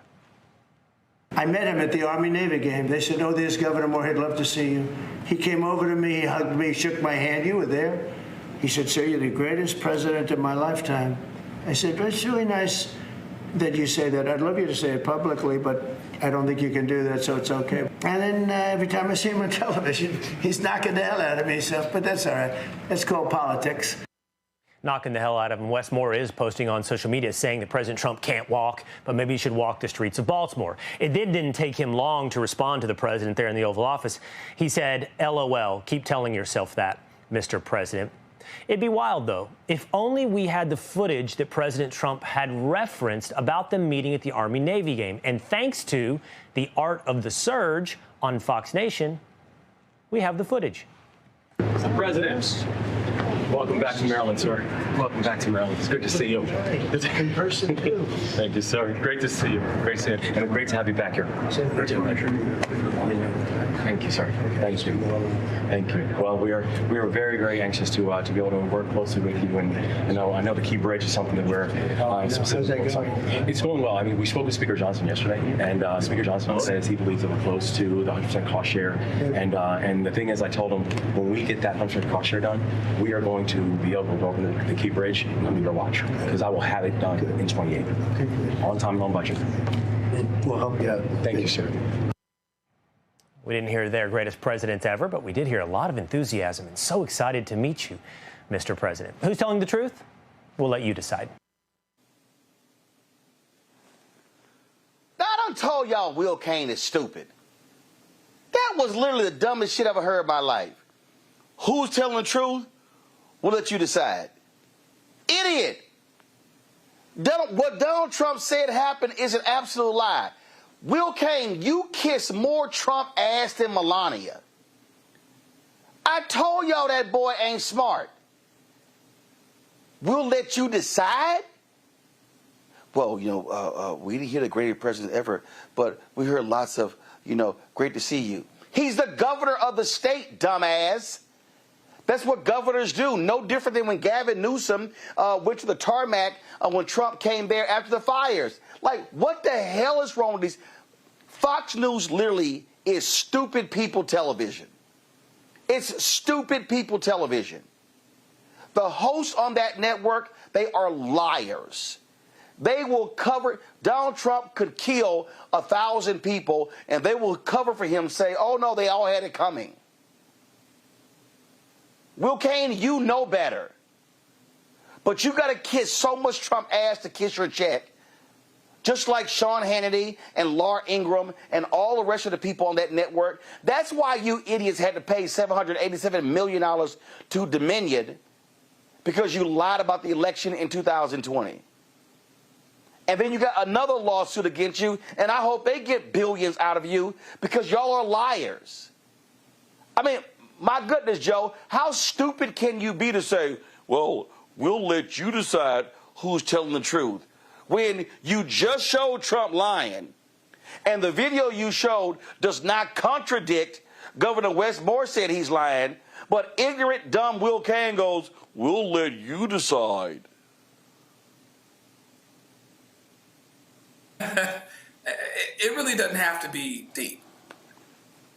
Trump says that Governor Westmore said X. You run the tape like you're really doing something, and Westmore doesn't say what President says he says. That's the end of the story. Mr. President, he said you said this. You said he said this, and he didn't. Here's the tape. Why would you say that? As opposed to, well, okay, he didn't say that. Moving target. Moving target. Lower the standards. Well, he didn't say that, but boy, he sure was complimentary. Well, some of us don't, start battles unless they happen. Don't start none, won't be none. A president is supposed to be, governors and presidents are supposed to be cordial. Mayors and governors are supposed to be cordial to the extent that they can be. You can have political differences, but still greet each other at a football game. So, yeah, to your point, it's crazy how he can totally lie, not tell the truth at all.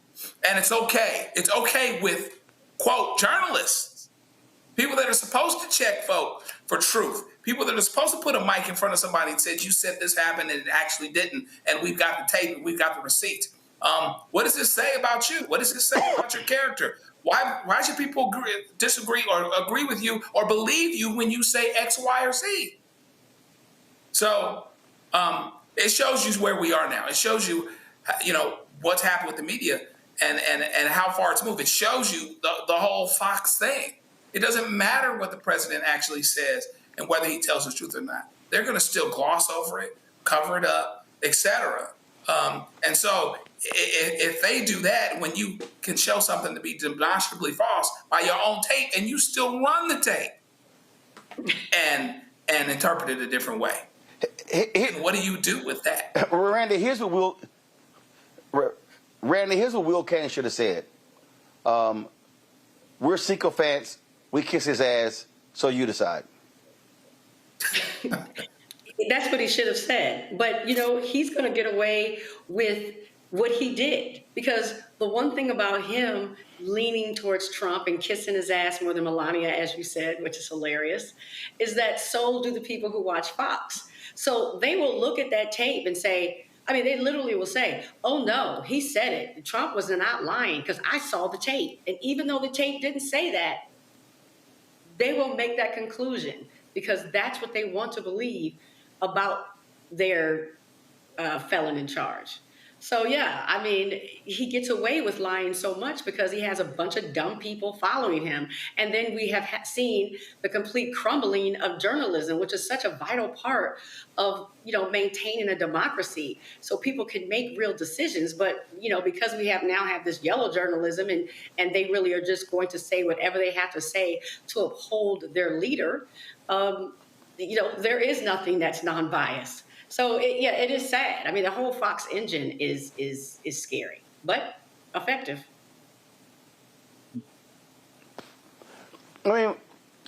Mustafa, Will Kane's, hey, we have the tape. Oh my God, this is awesome. Well, it doesn't really show him saying that, you're the greatest president of my lifetime, but, ooh, boy, they were cordial. There were such greetings. Well, that's part of the problem for Fox News. They're so used to this MAGA idiot being so disrespectful and nasty that they forgot what it's like when you have a president or an occupant of the Oval Office who knows how to be cordial to a mayor or a governor and who doesn't chastise them and call them names in their face like the uncouth individual who Will Kane loves to kiss the ass of. Yeah, you've got some hosts out there who evidently just don't do the work, right? You got hosts who just take a script and just move forward and have no real, connection to the information that they're actually, sharing. So it really looks like that. It's like you don't know what's coming up. You don't know what's inside the clip.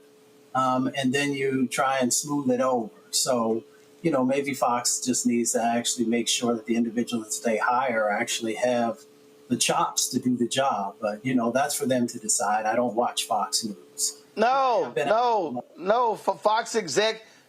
Fox execs like lying. They allow lying. They encourage lying. They tolerate lying. Their whole network is built on lies. Well, I get that. I know it's all about misinformation. We talk about it on the show, and that's how they thrive because they understand that most people are not going to do any research on it. They're not going to think critically about what is being shared. So that is just what it is. For other folks, I hope that they're actually going to do a deeper analysis when somebody says something, actually check it out for yourself and make sure that there's real truth in what's being shared. And that's for all media. I was just going to say that I've been out with presidents before, so it is about a level of decorum. It is about making sure that you're showing a level of respect. I've seen governors of different parties meeting with presidents, and that's what they do because that's what you're supposed to do. So for them to try and twist it and do all these other types of things, once again, it's just a part of the disinformation and misinformation that they think is what folks are going to tolerate. And unfortunately, we do see that sometimes. And that's why, whether it's this network or other trusted sources, you need to be tuning in there, because if not, you'll just get caught up in this whirlpool of lies and information that is not helpful to the real issues that we should be talking about. Folks, these people will lie about lies. That's who they are. They are scared to call balls and strikes. And I can guarantee you, if President Joe Biden had said what Trump said, and they had the video contradicting that, they would have been like, Sleepy Joe lies. But they will never call out the lies of Donald Trump. That's why I wouldn't watch that trash network. You're watching Roland Martin Unfiltered on the Black Star Network. When we come back, our shop, BlackStarNetwork.com marketplace. Back in a moment. On the next Get Wealthy with me, Deborah Owens, America's Wealth Coach, we talk about the principles of mindset, strategy, and execution. This week, we're adding a fourth, faith. You're going to hear from a mother and daughter duo who are helping thousands of Black women build wealth, all through their faith. You are more than you can ever imagine. Not just obtaining things to show that, but seeing yourself. Making your faith work for you. That's right here on Get Wealthy, only on Black Star Network.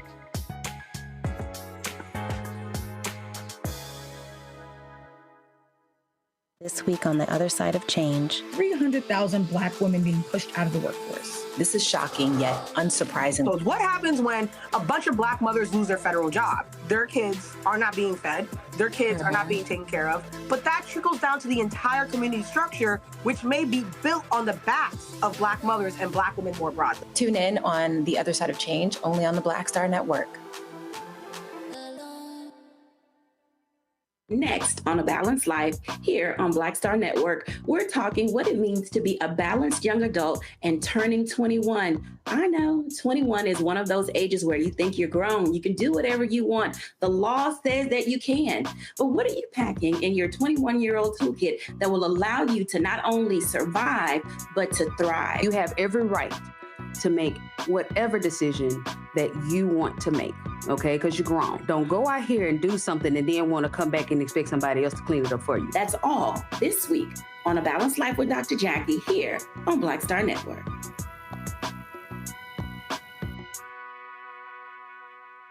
Now that Roland Martin is willing to give me the blueprint, hey, Cyrus, I need to go to Tyler Perry and get another blueprint because I need some green money. The only way I can do what I'm doing, I need to make some money. So you'll see me working with Roland. Matter of fact, it's the Roland Martin and Cheryl Underwood show. Well, should it be the Cheryl Underwood show and the Roland Martin show? Well, whatever show it's going to be good.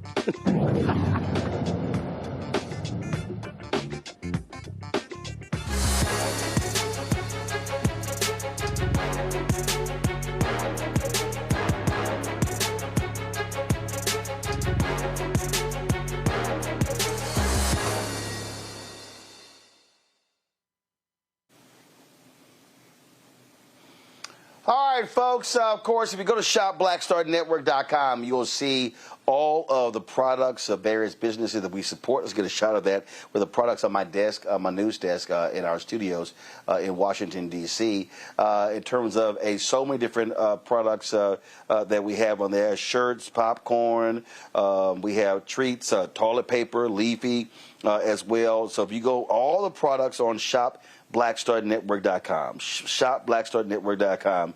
Today, though, we're talking about JohnTom's barbecue. It began as a cherished family recipe, slow smoked and passed down through generations. Now, LaFay Begis is taking that legacy from backyard pits to store shelves nationwide. It's a story of family flavor and Black entrepreneurship. LaFay is the president and CEO of JohnTom's Barbecue. Hey, man, how you doing? Doing well. How are you? Doing great. So the origin of JohnTom's, okay, where does the name come from? John Tom is my grandpa. It's his first and middle name, and it's what his family affectionately called him. They were Southern from Mississippi, so they pronounced it JohnTom's. But yes, John Tom is his first and middle name. He had created a barbecue. Gotcha. I'm sorry. No, go ahead. No, I was just going to say he had created a barbecue sauce, I think before I was born. So I grew up with this barbecue sauce. The whole family did. And he took it to the grave with him. We realized that when he passed away that there was no recipe. He never wrote it down. So that's kind of how I got involved. When I was in college, I just decided that I was going to try to recreate or reverse engineer his recipe just based off of memory of what he put in it. But I had no formula. So that's how I got here. Got it. And so how did you piece it back together? How did you, I mean, were you talking to other family members? Were trying to get people to remember watching him actually do it? How did you do that? So I spent significant time with my grandfather when I was younger. And so I was there most of the times when he would make it. But yeah, you're correct. My aunties, I called them and I told them I had this idea to try to make his sauce. And so I wrote down what I remember, and then I asked them if it was something I was missing. So they told me what I was missing, and I just went to the store and started throwing stuff in a pot. Roland, this went on for nearly 5 years. It became a hobby of mine. I didn't quite get his recipe, but I came up with something that I was pretty proud of, and I let people taste it. They loved it. And so I never thought I would start a business. It was just a hobby. But I guess enough people convinced me that I needed to do something with this sauce that I had, and I did. All right. So then all of a sudden, so you did the sauce, and then what was next? What caused you to say, all right, you know what? I want to now take this thing national. I want to make it a product for other people to taste. So I was living in Milwaukee, and I was a television news reporter at one of the news stations there. And our general manager walked into the newsroom one day and gave it to us direct, told us that they were stopping news operations and that all the on-air talent, we would be losing our jobs. And so that's when I decided, really thought about which direction I wanted to go. I kind of thought in the back of my head that starting a barbecue sauce business is something that I could do when I retire, right? When I would have time. But when I was told that we were losing our jobs, I really started to think, why not now? So I thought about it for a few weeks and landed on the decision that I wanted to do that. I wanted to move back to my hometown and start this business. I just had one person to get that by, and that was my wife. She didn't know I was thinking about this. So I approached her and I said, don't think I'm crazy, but what do you think if we move back to our hometown and I start this barbecue sauce business? And without hesitation, she said, let's do it. So once I got her blessing, it was just full steam ahead. I have two business partners. One of them is my first cousin. He shares the same grandpa. And he called me one night just checking on me because he knew I was losing my job. And I shared with him that I was going to start this business. And he said, cuz, you need some help? And I said, I do. And he has a marketing background. And then I said, one more person I want to pull into this if we're going to do it. And that was my best friend, Rodney Robinson. My cousin's name is Terrell Cooper. So I approached Rodney with it. He tasted it and was immediately in. He said, I'm in. And so that was our team. So, look, oftentimes in our segment, we often talk with folks about the product and they're selling it and want people to buy it. But a lot of people just don't understand when you start talking about a product like this here. I mean, you now got to talk about labeling, how's it preserved, where do you manufacture it, all those different things, cost of product, what type of bottle, size of bottle, cost, all this sort of stuff. And so when you were doing your market research, what was that like? And also, where do you manufacture your barbecue sauce? Okay, so doing the research, we quickly realized that the barbecue sauce sector is pretty oversaturated. There's 1,000,001. Oh yeah, it's a whole lot of barbecue sauces out there. A lot of them.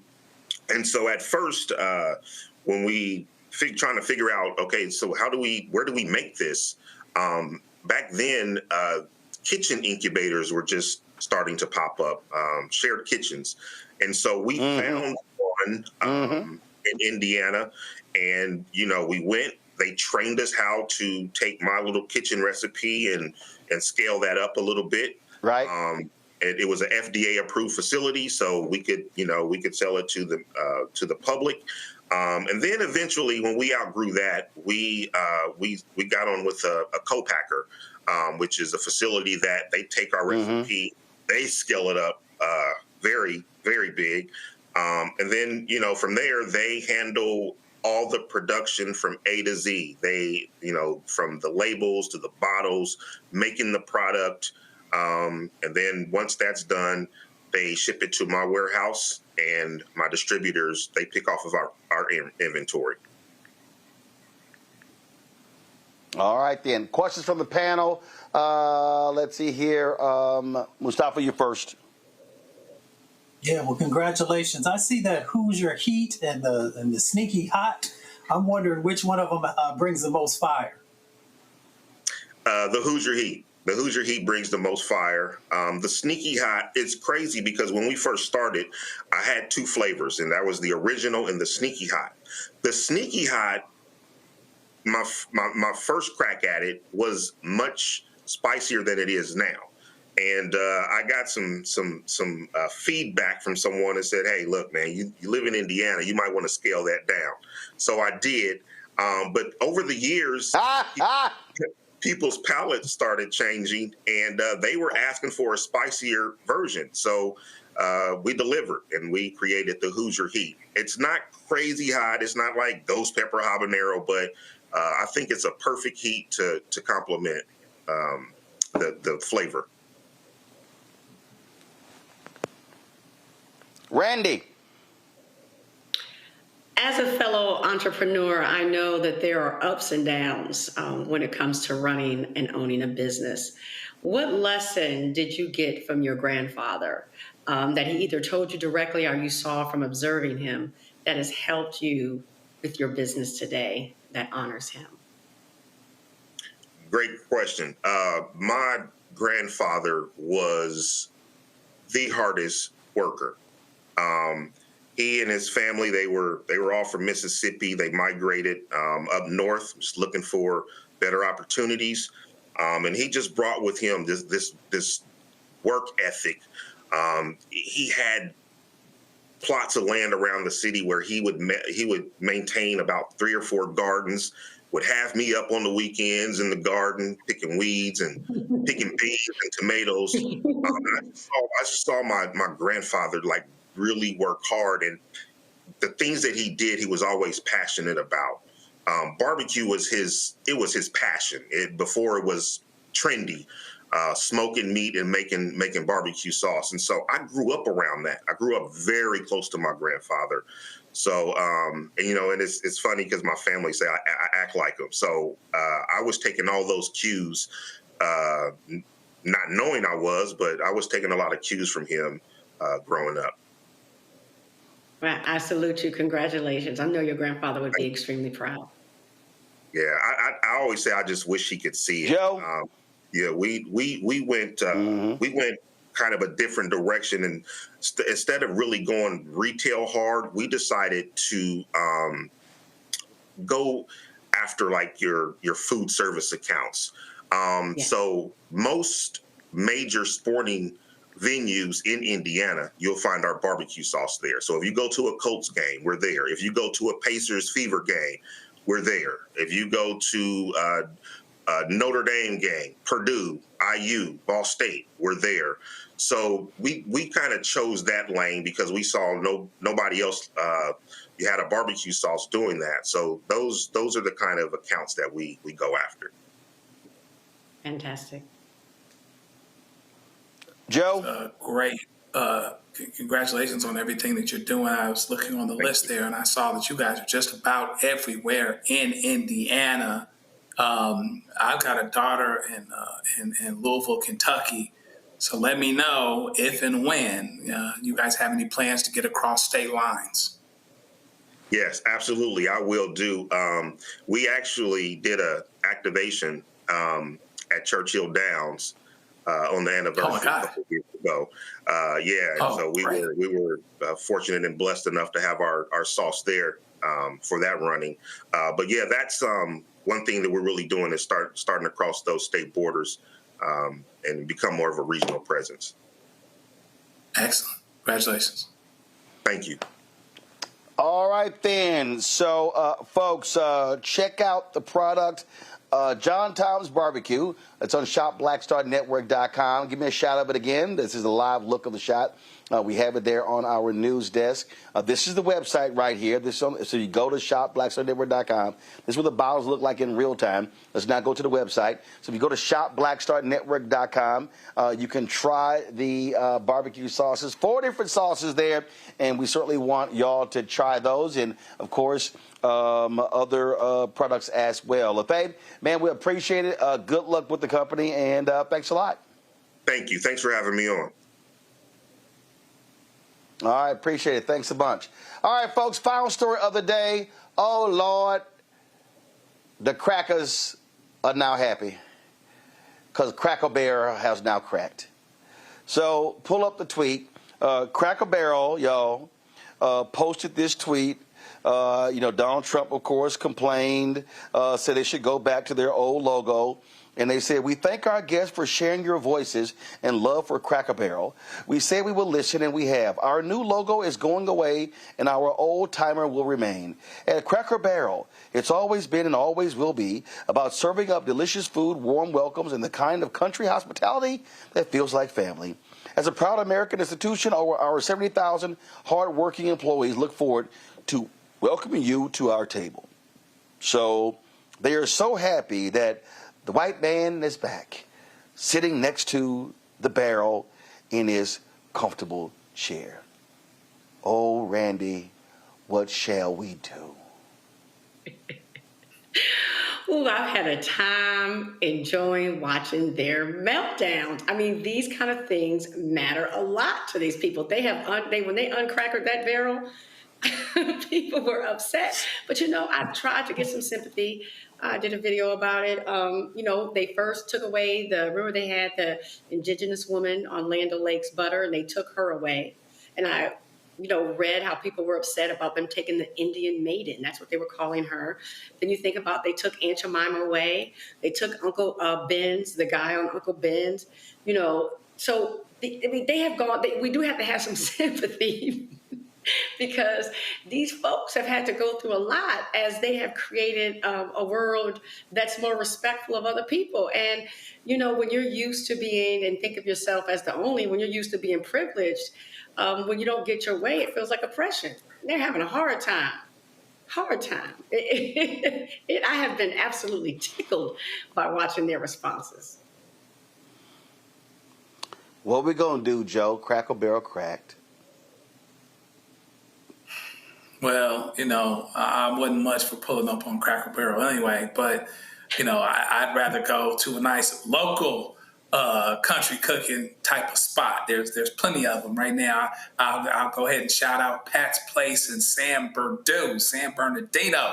They're doing their thing. Check them out. You don't have to go to Cracker Barrel, and there's nobody on the sign. okay? And a brother owns it, okay? So just do that, all right? Or just anywhere USA, just put them in the chat right now, the place you want to go instead of Cracker Barrel. They're trying to hold on to this white cat, because, again, it's 2042, 2043, they're getting ready to be outnumbered. So the least we can do is keep the barrel and the white guy on the sign. Okay, you go ahead and do that. But I'll go to Pat's place, or I'll go to this place or that place. Hell, I might even go to KFC or Popeyes. Okay, there's other stuff you can do. You don't have to go to Cracker Barrel. You don't have to stand for this, okay? But life is going to go on. I want everybody to be encouraged that regardless of who's on the sign, it doesn't mean that you have to go.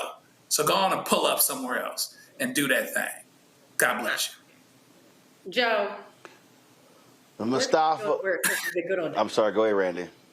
No, I'm just saying, where can they go? Because they want to feel like it's the good old days. They want to go to the days where it's the good old days. They want to make America great again. Right. They need places like that. Yeah, it's hard. I mean, but sometimes it goes down, and so I guess you can always close your eyes and keep tunnel vision on Fox News and get your Cracker Barrel to go, and then you can watch it, and then everything can be good. But hey, the rest of us don't have to go, so we'll see how Cracker Barrel actually does. They probably did their marketing change for a reason, right? It's not because things were going as great as they needed to be necessarily, probably because they wanted to grow. Somebody wanted to turn the corner, or somebody's thought. But we'll see what's happening. I'm not going to lose a whole lot of sleep over it one way or the other. Let's switch gears and keep it moving forward. Things are still changing around you, regardless of what you put on regardless of whether you got the white guy on the barrel on the wall, things are changing, and that's just where it is. I literally don't give a damn, Mustafa, about no Cracker Barrel logo. Right. Yeah, I'm right there with you. I was going to say Cracker Barrel, Cracker Barrel, Cracker Barrel. All those millions of dollars is still in Cracker Barrel. Do what you want. Yeah.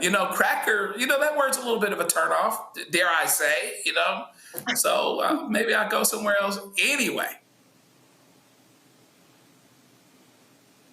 Mustafa, go with your comment.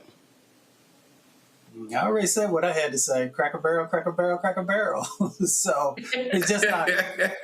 I'm gonna go Chris Rock. Oh, Cracker Barrel.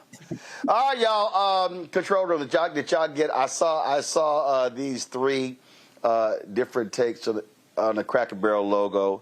Oh my God, I thought it was hilarious. I'm gonna start with the Waffle House one first. So let me know when y'all got the Waffle House. These three are hilarious, y'all. I saw them and I said, and again, I don't give two shits. I don't give one. I don't give a point. I don't give a 0.5. So this I thought was pretty cool. Waffle House, we throw hands. So I thought that was a pretty good one right there. Let's see. Show the next one. Release the files. I thought that one was pretty good. And the last one, y'all, because remember, these logos were removed, and the white folks been so mad. So the black man on the cream of wheat, Aunt Jemima, the Indian woman on Land O'Lakes, and Uncle Ben. And then it says, "Welcome, Cracker. Just coming to say hi. I'm a head back now." Oh my goodness, that one was just too funny. That one was just too funny. And there we go. My goodness. All right, y'all. That is it for us. Let me thank Joe. Let me thank Randy. Let me thank Mustafa for being on today's show. I appreciate it, folks. I'm back in studio tomorrow in D.C. I'll be saving till tomorrow my Chris Tucker stuff from the golf tournament on yesterday. Look forward to that. And so I've had some great meetings, some other business stuff happening here in D.C. In Atlanta. I've been having a good time. So back in studio tomorrow. All right, folks, don't forget, support the work that we do. Join our Breed of Funk fan club. Your dollars are critically important for us to continue to do the work that we do. So please do us a favor. Join our Brina Funk fan club. Oh, while we're sitting here, listen, y'all YouTube people, we ain't hit 2,000 likes yet. I don't understand. A whole bunch of y'all commenting. Y'all got lots of stuff to say. But come on, let's go and get these comments in here. Hit the like button, okay? When I get done, I should have more than 2,000, okay? Support our work. If you want to use Cash App, use the Stripe QR code. This is the QR code right here. You can also use this QR code for credit cards as well. Click the Cash App Pay button to contribute. Checks and money order. Make them payable to Roland Martin Unfiltered. P.O. Box 57196, Washington, D.C. 20037-0196. PayPal's R. Martin Unfiltered. Venmo RM Unfiltered. Zelle Roland at RolandSMartin.com. Roland at RolandMartinUnfiltered.com. Download the Black Star Network app, Apple phone, Android phone, Apple TV, Android TV, Roku, Amazon Fire TV, Xbox One, Samsung Smart TV. You can also, of course, be sure to get my book, White Fear, How the Browning of America is Making White Folks Lose Their Minds. Available at bookstores nationwide. Get it right here, get it right here, get it right here. And then also, get the audio version I read on Audible. Get our Black Star Network, Roland Martin Unfiltered swag. You can see all of that, folks, at shopblackstarnetwork.com. Our shirts, Walmart, mugs, all kind of stuff. You get it right there. You see a QR code there. Black-owned products in our marketplace, shopblackstarnetwork.com. Check it out. We just had, of course, the barbecue sauce. Let's have the other products. Go to shopblackstarnetwork.com in our marketplace segment. You see all those products and more at shopblackstarnetwork.com. And, of course, don't forget, folks, we want you to download Fanbase. Download the app Fanbase. Get the app Fanbase. Audio rooms, video chat, got live streaming as well. All of that available on Fanbase. Some new stuff coming down the pipeline as well. They've raised about $13 million, about $4 million left in the Series A raise. And if you want to invest, go to startengine.com/fanbase. Startengine.com/fanbase. All right, y'all. That's it. I'll see y'all tomorrow right here. Roland Martin Unfiltered on the Black Star Network. Holla!